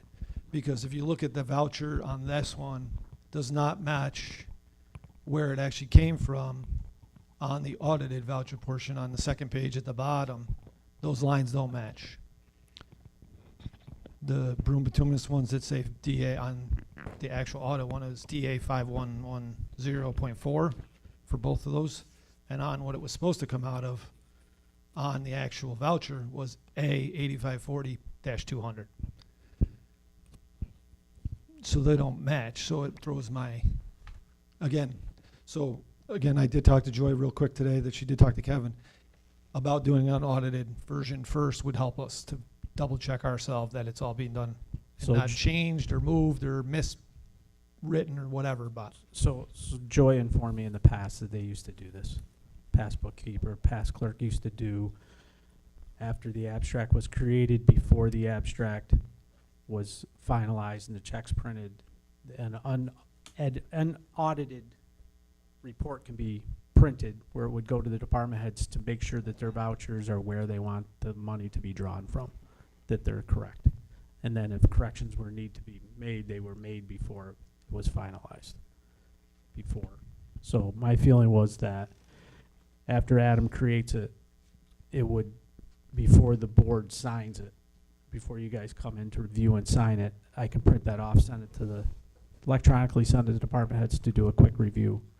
And then it would, if there was any changes, they'd be made quickly before you guys sign them. Why are they being changed? What changes from the time it leaves the department until the time it gets to the clerk's office? I mean, because I looked at them too, and they're clearly on there. Is it lack of a bookkeeper, things like that? We don't just, Why is it a lack of a bookkeeper? Yeah, I don't What understand. did the ch- Somebody had to change those.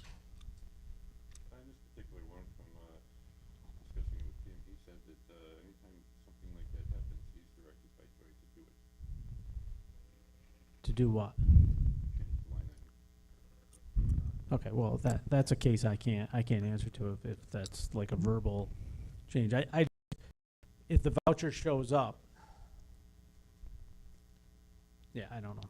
I could tell you on this one, was not discussed by Joy. This one was told to Joy that supposedly we didn't have funding in the other line item, so they moved it to this one, is what I was told. I'm not trying to I'm just trying to, Who the makes that- process going. That's what I want to know. This was done and then told us that it was done. I just want to get a process because this is throwing my books out of whack 100% and making it harder for Kevin and the bookkeeper, our company, to try to reconcile again all this stuff. So if we can do it unaudited, that's going to be the best way for us, because then I can double check. Because right now, and now I'm trying to do budget season, now I'm even farther off. So. And how many times it happened? We've got a couple in there. We've did discuss a couple that we've missed, like numbers have been printed wrong, but that's, and we've adjusted that one. So Kevin, you suggested, I want to try to help, you suggested before the town board members come in and sign anything, that you can print out a copy of what Adam's office generates to give to, what did I say, Joy? And the other departments to Yeah. check. All the departments. Right. It would go to all the department heads. It'll take them less than 5 minutes to go through it Right. and make sure that their vouchers or what they wanted matches up. 100%, because we can write a wrong number or write it. Right. Yes, It could you be could easy. catch yourself It's- making a yeah, mistake. catch myself. And We've then- done it. And then the clerk's office can update that after update the abstract or whatever this is after they, department heads give the feedback and before the board members sign it off? Yeah. Okay. I mean, we can try. I just, I guess that's how it was done in the past. When is the Was not made bookkeeper aware. catching up on, I'm gonna use the word audit, I don't know what he's calling it, but The monthly financials, I'm hoping by Friday we have the June financials, because now we're into doing the July financials, so. okay. w- So in another couple weeks, we'll be caught up in there. We've had some big issues with both of them working remotely in our system. Pyramid cannot get her computer to use a VPN to get into our system. She won't give, I've been back and forth with John Cubis, she won't give Pyramid access to her computer because she has other municipalities on her computer, which I understand. And John says that they can't, without having access to the computer or be on the computer physically, which she's not here, that they can't get her connected. They got Tom connected, he's connected with his laptop, so he's doing it all, but if they both could be working on it, I think we could be caught up right now, but we can't get her on there. Other than getting her a laptop, I So don't know. give her, yeah, give her a laptop. Yeah, I was gonna say a separate PC just for us. Yep. How do-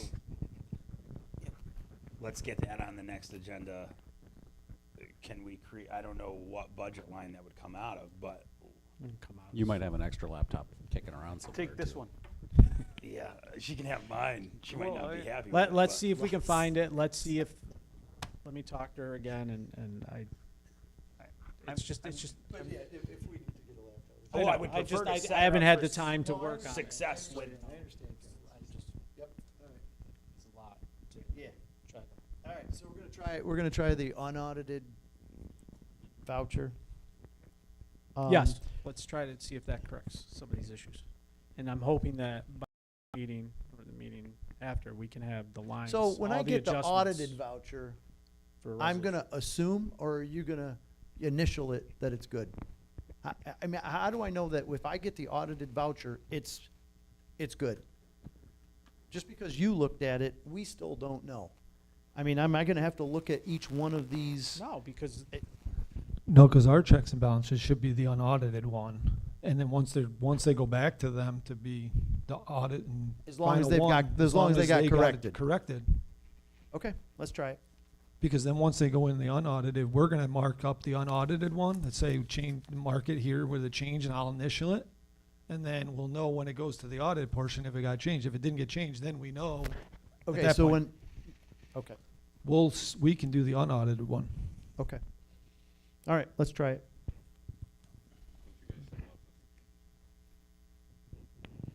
and that's what I'm trying to get at, is that I don't want to do anything that changes after the board signs off on it. I want, if we're going to do the unaudited one, it's got to be done and then back to you before they. So in Well, the you have to packet that do- you put in there, include a copy of the unaudited voucher. So Well, I if, think it stays unaudited. I know, but I'm just saying that way I can see if any department made changes, that there's, you know, because we're kind of an auditing board ourselves, that we can spot check to make sure those changes were made. Right? So you can include a copy in each of the folders of the unaudited. Okay, perfect. That'll work. Okay. All right. Any other? The other one is just my 284 agreement. I got a resolution, Nate put it together, if we could get that pushed down later and get it done tonight, to change the woodwork so I can get it all scheduled. As seen on there, obviously, I'm going to remove doing Brotsman Oil and Stone this year because some other ones have come up that need to be actually paved and stuff this year. So I'm going to just, and Brotsman's not in that bad shape to have to worry about that right now, and the cost of oil and stuff is way out of whack, so the best interest of myself and for the town and for our budget.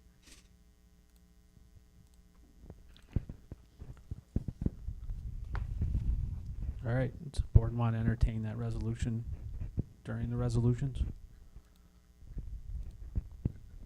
I don't have any problem, I've got questions about the disparity between the, the 215,000 and then the total for all the projects, how is that balancing out? Because I still have other ones that are on the, that's just making up the difference of what Brotzman and the other ones, that's the cost. There's more money still that I'm gonna have used on other roads. That's part of the agreement. Okay, if I asked the question poorly, I'm sorry. The agreement states that there's a total of $215,000 allocated to the scope of work in the agreement. The revised agreement with the milling and paving and the projects, the oil and stone, the total proposed in oil and stone of everything for the 2026 is $282,000, which is $67,000 higher. Yeah, because I'll have So $67,000 left to that finish off the roads that I haven't done yet. The Hand Road. Oh, sorry. Yes, Hand Road is part of that. The original amount was 285, correct? Yes. I mean, I'm not putting words in your mouth. This is the way I'm looking at it, because I see where you're talking about. The original amount was 285. He's doing a change for 215, which means he still has 67,000 from the original amount. Correct. Those are the estimates that I have for those other roads to be done this year, was the 215. 282 still continues. The 282 is the total, because I still have roads on there that I've not done yet, which is Cushman, Main Street, and Hand Road, which will add up to the rest of that to make that 282. We're only changing the 215 Yes. To what? from the roads that they were allocated to. When From the he roads that they applies were for allocated chips, to, he yeah. has to put in the roads that he wants to do. All we're doing is, we're not gonna use them on that roads, we're gonna use them on these roads. Okay, but I'm looking at this agreement, page 1. Yep. And it's saying that the 284 monies for the general repairs on everything for a total sum of $215,000. That's the total amount of the agreement. Is gonna be as followed in the attached list. The total of that attached list is $282,000. Gene, I think that's probably when the 284 agreement number got updated. I'm just looking back at the email from Joy. That number in the general repairs might not have been updated to reflect the amount in the road schedule that Darren included. So let me just check. I see what you're saying now. Okay. I was looking at it differently. Yeah, that it was just a road change. It was just a road, yeah, but the attached still says The way it's- 282, not 215. I wasn't reading exactly how it was worded. Right. Yeah, so it looks like I didn't notice, so what Joy had sent me was the 284 agreement form. It says the 215,067, so I must not have, when I was updating everything, I didn't flag that needed to be updated. So do you need this tonight? Can you put it off to next meeting and get the resolution correct and the agreement correct? Yeah, that's fine. Okay. I missed that too. All right, clean that up for the next meeting. You got it. All right, thanks. Sorry. Anything else or any other questions for Darren? I don't have any. No, I have none. I have none. All right, 8.4 DPW report. It's there. Any questions?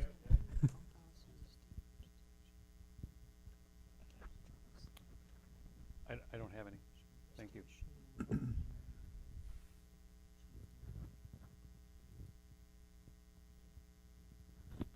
No, I'm good.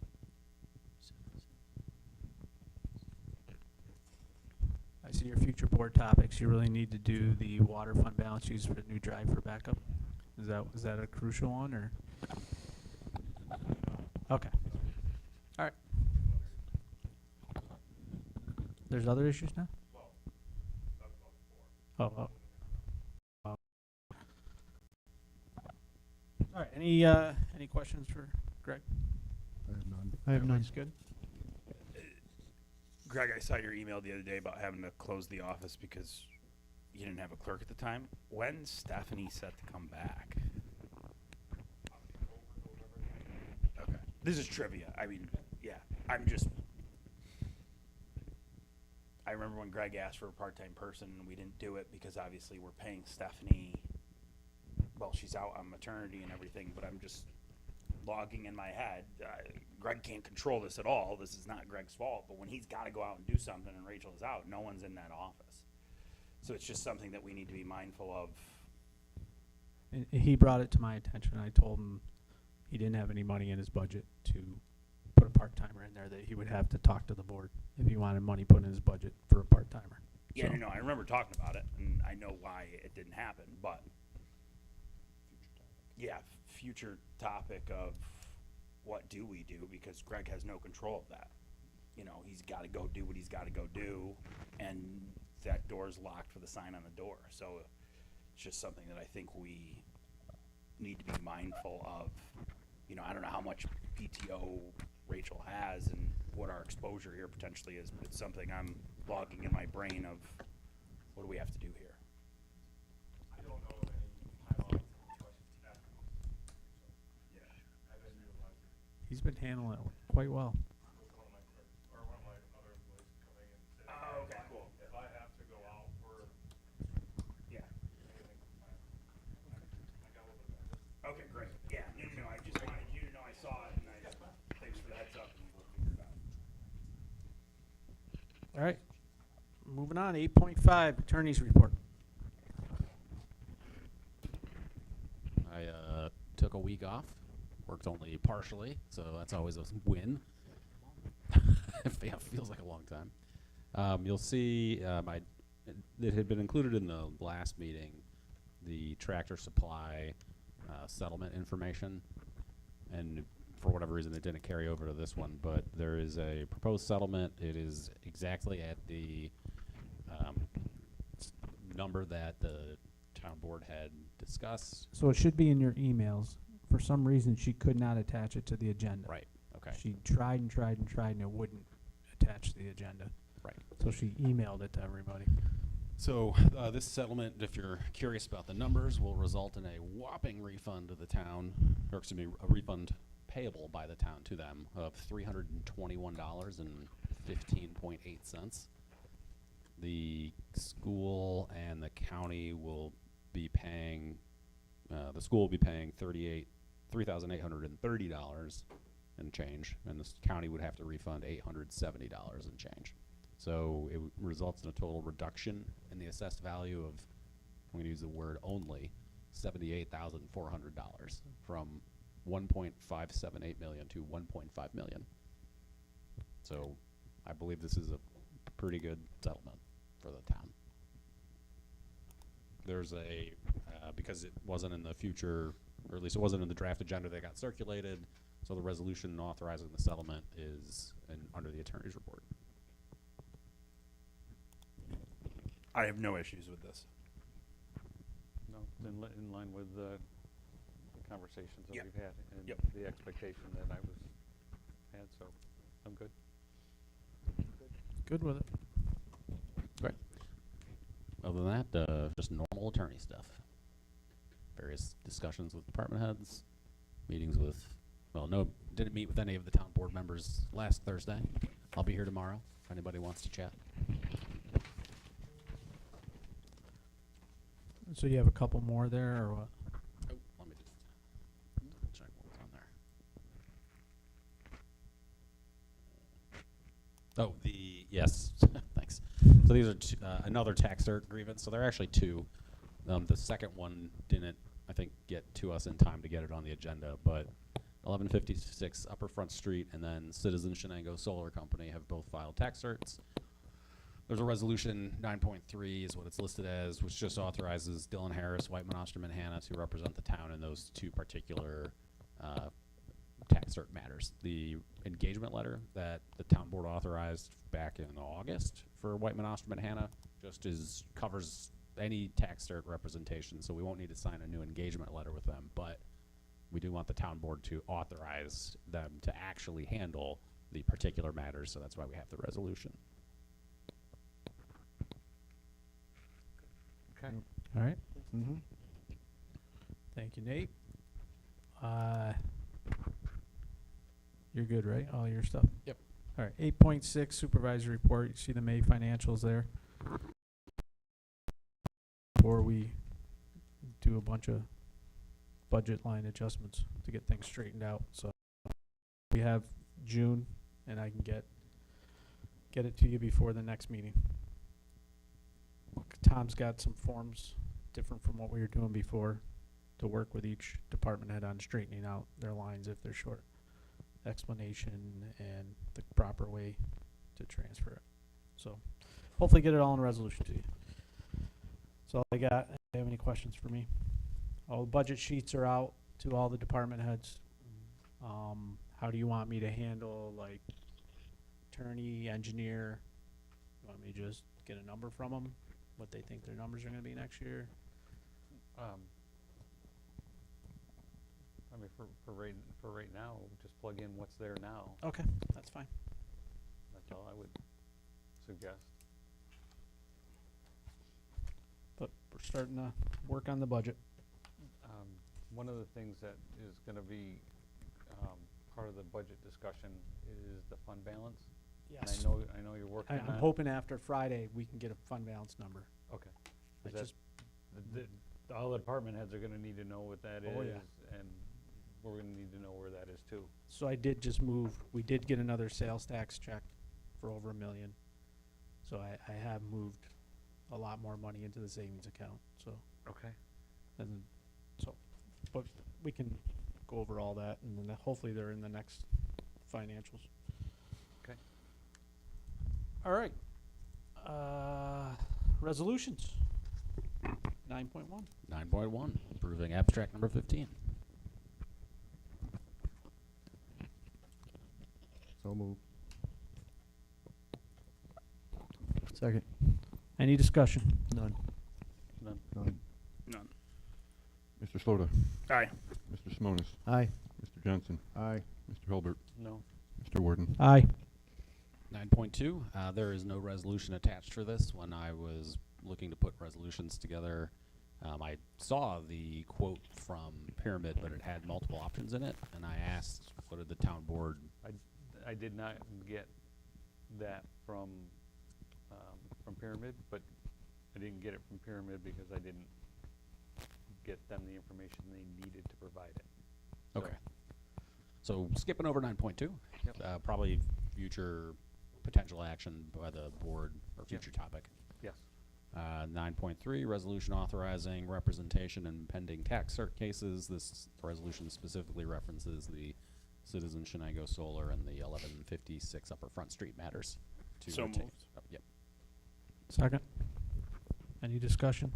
I have None. None. None. Mr. Slota, Aye. Mr. Simonis, Aye. Mr. Johnson, Aye. Mr. Hilbert, Aye. Mr. Warden. Aye. And then we'll say unnumbered resolution authorizing settlement of the Tractor Supply tax cert matter. So moved. Second. Any discussion? None. I have none. I have none. None. Mr. Slota, Aye. Mr. Simonis, Aye. Mr. Johnson, Aye. Mr. Hilbert, Aye. Mr. Warden. Aye. And that ends the resolutions for the evening unless I overlooked anything. I don't think so, Darren. You're gonna correct that one for next month, or next meeting, right? Yeah, we see what the. Yep. Okay, well, that's good.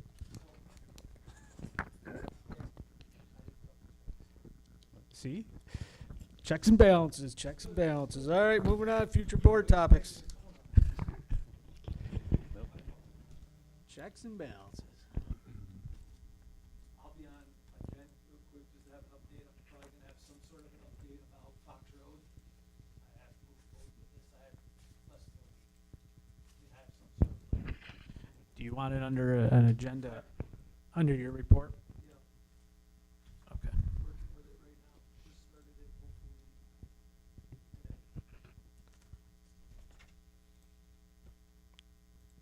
And then obviously the salt shed seeker, again, I don't know where you want that. Well, it's appropriate environmental review of a project, so that'll take however long it takes. Hopefully we might want, We have a public hearing next. We have the EDU public hearing next yeah, I mean, meeting. that should definitely happen before, the EDU hearing should happen probably before we actually go through the environmental review and all that stuff. But I don't know how long it's gonna take, because I don't know how thorough Hunt's designed it, how much Alex will be able to talk about the environmental concerns that the board members might question. We might want somebody from Hunt to attend to explain the project as well, potentially. Would the town board want to invite someone from Hunt for our next meeting? Do they want to sit here for multiple hours? Or do you want to have it in a later meeting? That has never been asked of me to be concerned about when I'm on the other side of it. Hey, So hey. I am not worried about I'm just that throwing from it your end out of it. there. I know That's I very know what's kind. coming next meeting, man. You're very kind. So there is.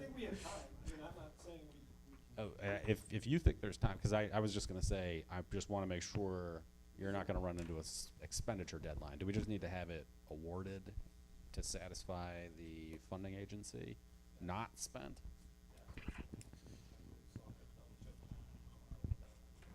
Yeah, definitely double check, just to make sure, because I know you'd referenced some concerns about needing to get it done, get it built this year. That now is there's deadlines for October of this year to have our stuff imported into the grant portal portion of it. We have the specs of it. I'll show you. Okay. We'll go over it. Okay. You don't have a future board topic, what will be next meeting with the EDU system? I have all the grievance letters. How would you like me to present it? How many do you have? Response, the grievance from the property owner. Do you want that just in an email and put it onto the agenda? I think it needs to all go on the agenda. And I do. so do you have a spreadsheet of all the, I have a spreadsheet of individual property, plus I have my letter that I wrote back to Reaver. I- I think if you could put it all on the agenda, do your spreadsheet, and then maybe do each agenda item for like the property, do you think an address? Like if you, like, Use an address on it. yeah, use an address for each with your response letter for that. So the board won't get confused on trying to match everything up. How many is it? Oh, okay. Oh, that's not I thought it was gonna be significant. more than that. I thought it was gonna be 12 or 15 dozen. Well, he's had about 2,000 phone calls, but Is there, and the public hearing is here in this room? yes, And is there any concern about Yes. occupancy? we're gonna have to take tables out. What's the rule? Once it's posted, we can't move it? Well, we sent the letters out. We'd have to resend all the letters. Published. You could, here, my recollection is, and Gene will correct me if his recollection doesn't match, but you would need to meet here, open the meeting, start the meeting, we're at a capacity issue, and then you could make a decision to adjourn the hearing to another location, and then restart the meeting at that location, and you tell everybody here, all right, we're moving over to the highway barn, or wherever it might be. It's just that there's always concerns about adequate PA systems, audio systems to have that going. Or you would, When we did it, we didn't have the ability to have everybody here for the public hearing, and that was what was problematic. And then we ended up having to redo both of those public hearings when we did it.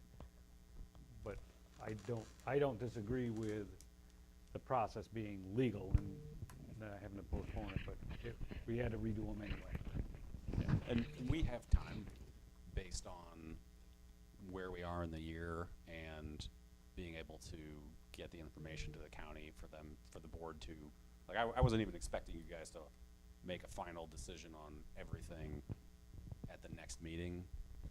One, we won't have a resolution prepared as to exactly what adjustments you guys want to make, if any, to the assessment roll, and then, so that would just be talked about, and I would be directed to put a resolution together saying, all right, make these changes to the assessment roll, and with those changes, this is the final assessment roll for the sewer debt. Unless you guys say, we're not granting any of these grievances and we're approving it as is. I don't anticipate that. So it was already gonna be the first meeting in September that I was anticipating board action. So if you need to push it off of the hearing, because there's an issue with capacity and able to hold it, I think you could push it off a meeting. Greg, what's the capacity of the room without the tables? 110, It's 109. right there on your left. I know, it just. 109, I can't see it from 110. here. Maximum not to exceed 182, standing only. What's the Chairs only 128. 128? 128, okay. Tables, chairs, 16. I count. All I know is the amount that I've seen circulated on Facebook saying, come to this meeting. I say roll the dice.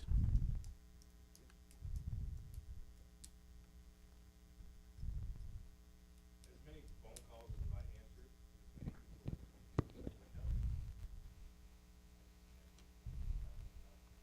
People have come in hot and raw about their debt, knowing that they've already paid this debt last year. Yeah, that was the confusing part, yeah. You're receiving it again, this is what the EDU assessment is, this is what the value of one EDU is. I don't. All right. Valid All right, plan. start with chairs. I think we're fine. Yep. I think we'll be okay. Did we Famous last words. Did we have a head count for, this is trivia, when they had the solar discussion at Chenango Forks? Do we know how many people attended that? So the reason, I do. I can get you that number because I counted them. But I don't remember it off the top of my head. so my recollection was 180 that -ish. we exceeded the 115 Here. here, and so that's why the meetings got pushed over to the other, or to the school district. I Yeah, don't no, know. I figured that. I'm just curious how many people showed up. Like, that would just be. Like to the school district, you mean? Yeah, to that meeting in the auditorium there. I don't think anyone took account of that. I'd be surprised. Oh, at the, I not at do the have the numbers and I can get it Yeah, to you. not urgent. I'm curious, just so I know what to expect or not expect. But I don't have it with me, so. Nobody knows what to expect, but, all right, we're on future But I do topics. have it. We're gonna do the public hearing here. I mean, you always could go to the highway garage. It's just you're not gonna have the recording or the sound. And it's gonna be a nightmare, which doesn't really meet the open meeting law. They can't hear you. Right. So I think we'll be fine here. Mhm. Yeah. We'll do the best we can. All right, so we'll have wastewater treatment plan update again, comprehensive plan update again. Is the department head thing on their next, I don't think so, right? You wanted, Just the- 9-2 you wanted to do. Well, you were It gonna was send the us following info. meeting. Yeah, the town board members were just gonna get to each other any topics Okay. that they wanted to make sure we discussed. Okay, and then the following meeting it'll be But on it there. was 9-2. 9-2. We'll put Aaron Martin on a future agenda in October, October 28th. October 28th. Yeah. If everybody's all right with that. I don't have any Yeah. issue with it. No issue. Okay. You want Hometown Heroes next week? Yeah, I have all the information, I just didn't get it in time. So yeah, next 2 weeks from now is Excuse me, fine. 2 weeks, yeah. Unless you think this meeting's gonna be too, No, you'll have time, because we can't do the public hearing until 6 o'clock. yeah, okay, perfect.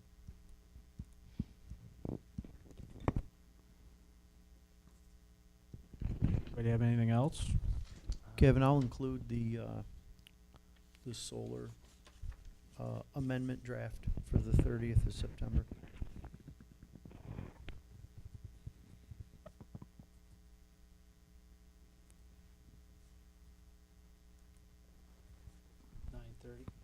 Nine thirty. Yep. We got clerk's financials on here, next meeting. Under old business.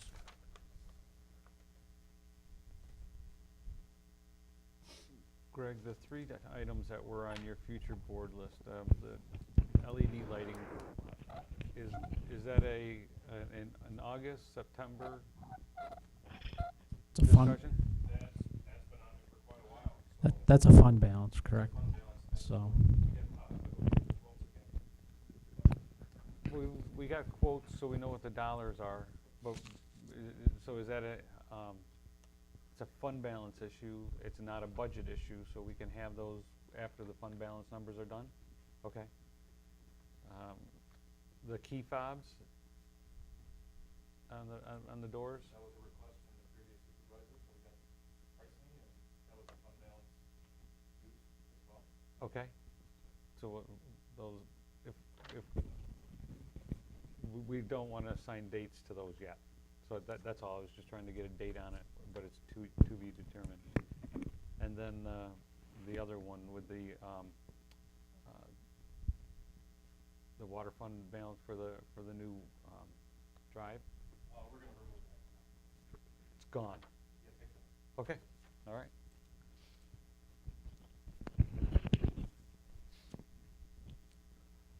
I don't have any timeline for this, but at our meeting the other night up in the court office, or rooms, we were talking to people from Rochester, and we had people spread out kind of like where we are. But we could hear things perfectly. Renee had her own equipment there, and she had one little microphone in the middle of the room. And people way back there were asking questions to the people on the screen up here, and we could hear perfectly. So I don't know if we need complicated equipment or not, but I think this room stinks compared to what we were doing up there. It was wonderful. It was wonderful. So I don't know what the deal is. Maybe it's not complicated what we need here, but it was just great. So we talked to Renee to find out what equipment she's got or what we have to do, but it was like night and day. That's all.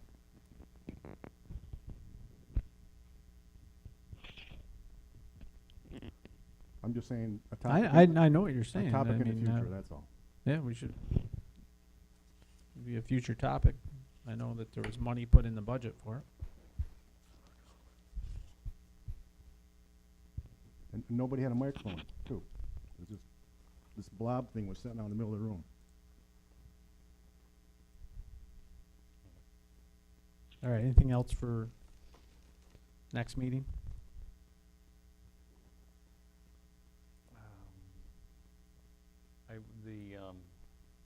The network storage quote, Oh. Quote and resolution. yes. Gene, do you think you'll have the time, do you think they'll be able to get back that information in time for me to put a resolution together? Well, the resolution, the dollar amount resolution is something that you know now, so we can absolutely put the resolution together. What is not there is the supporting documentation to meet the procurement policy for the equipment purchases. Okay. So, I'll connect with you maybe tomorrow just to make sure I've got, because I just remember looking at the information from Pyramid, it looked like there was multiple options of what the town could do. So I didn't know what options, and Jody didn't know either. And so I no, just, but the board has talked about it, and we know what those are, so we know yeah, what that, so if I that could just number is. get told, yeah. But the only thing that I haven't gotten to Pyramid is the town's procurement policy, so that they can make sure that they've got the documentation to support meeting the procurement policy for not their labor and stuff that's included in their contract, but for the equipment that they're purchasing, that it meets the procurement policy. So We discussed that. yes, yep, and as long, and once I get them our policy, then they can make sure that they give us the pricing for it. That's all. All right, looks like we're good for next meeting. Future board topics. Everybody's good with it? We're moving on then. Yep. All right, we're gonna go to open forum. Guests shall speak in an orderly fashion, or limit their remarks of 5 minutes or less. The speaker shall deliver their comments or concerns in a civil tone without the use of profanity, personal attacks, or other disruptive behavior, which may result in the offender's removal from the meeting. The speaker shall not be interrupted except in a matter of emergency. Anybody like to speak tonight? Nope.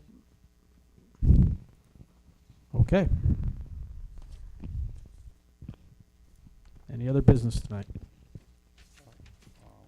got the business of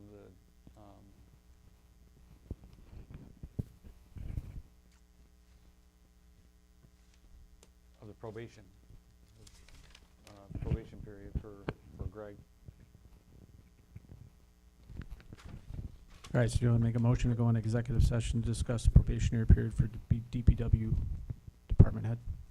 Yes, I'll make a motion. I'll second. Any discussion? None. Roll call?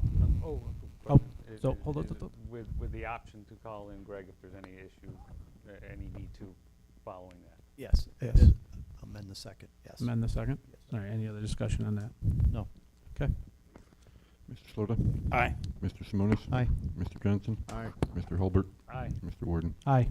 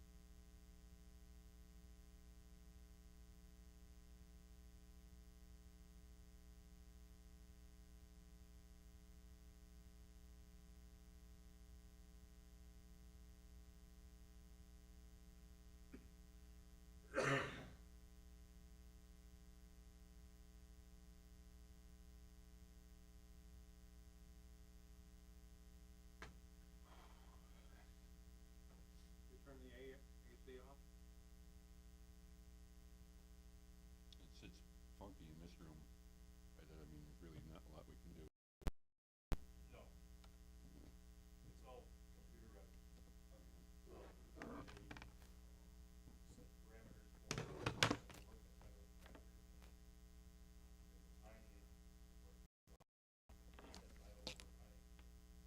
There's a tiny, that file over tiny.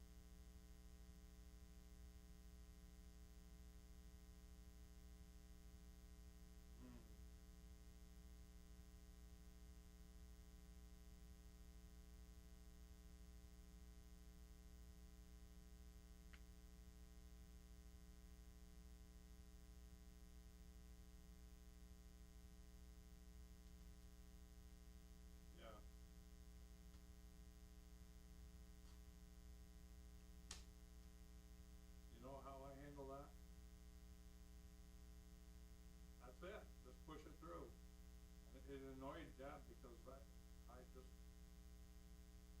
eat more or drink more and what the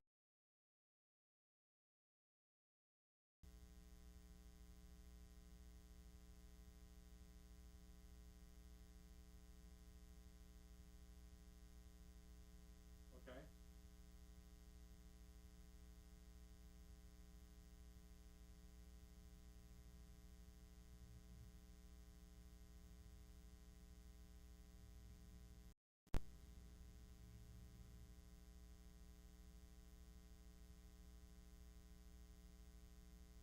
Yeah.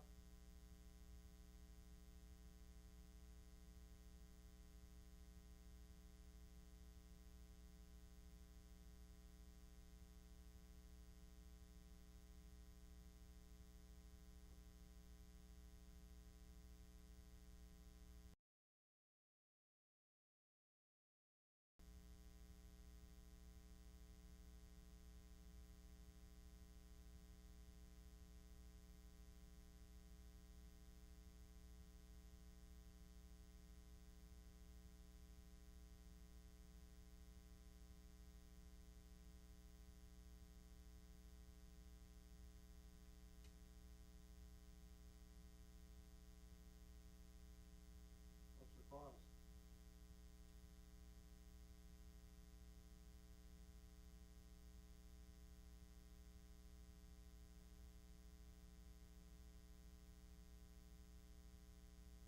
Oh, 'cause she's old enough.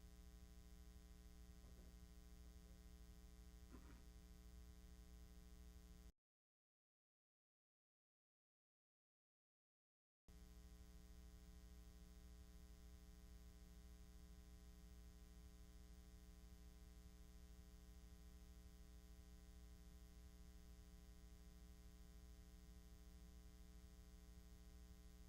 They check her for stroke?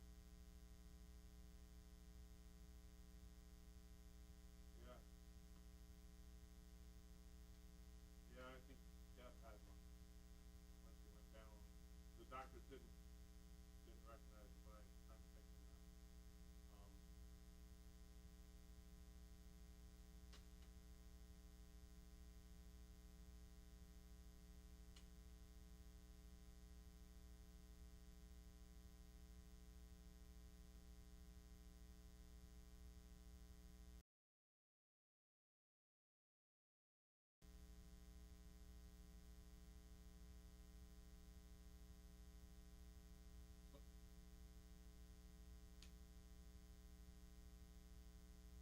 Yeah. So she's in at least 3 days.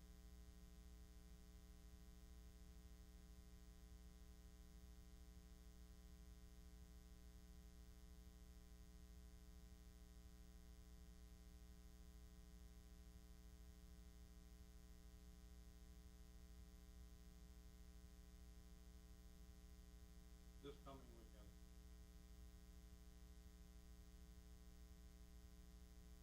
Right? Not this coming weekend?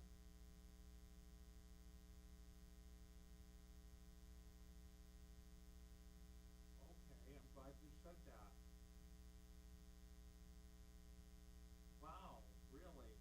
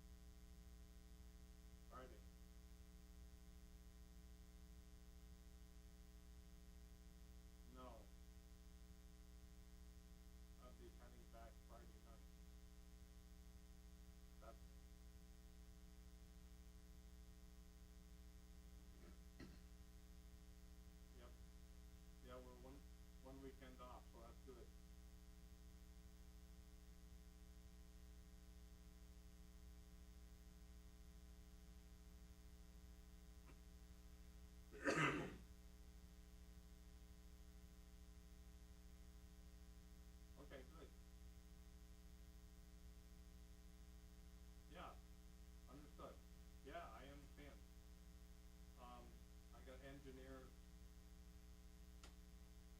the chickens.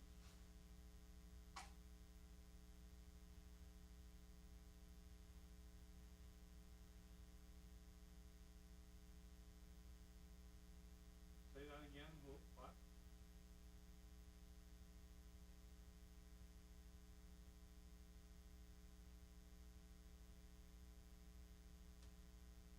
Oh.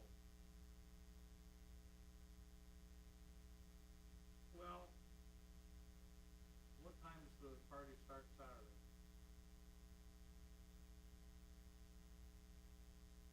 Makes a big difference to me. If you don't start until 4 o'clock, holy cow. What time is Sunday?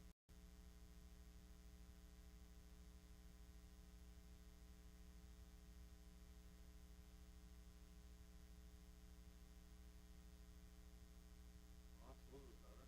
That's good. Okay.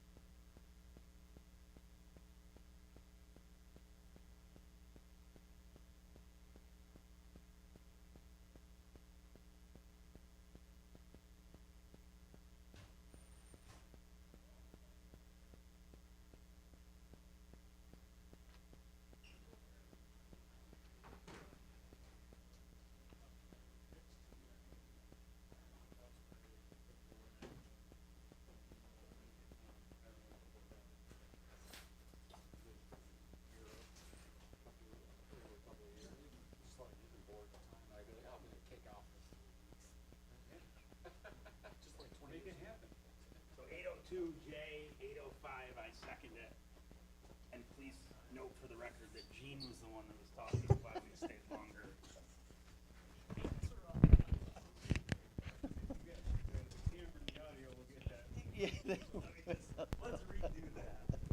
All right, we're back in regular session. Any other business tonight? No. No. Would you like to speak? Because you weren't here. All right.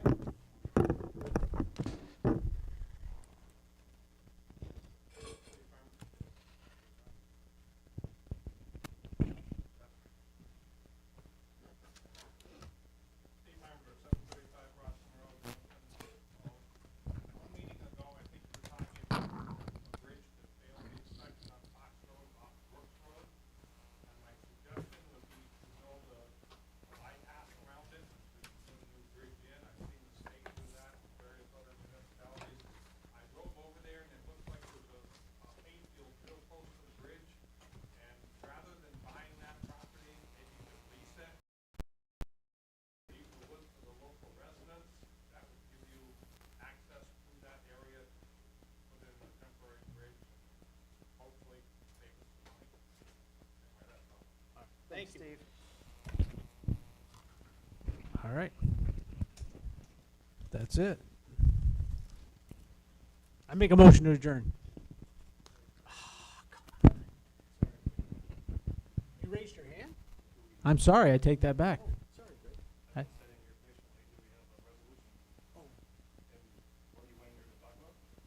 No decisions were made. Oh, I'm sorry. No decisions were made in executive session. Okay. Yep. It means no decisions were made. It means it was a discussion. That's serious. It was a discussion. Okay. All's well. All right. Now I'll make the motion to adjourn. So moved.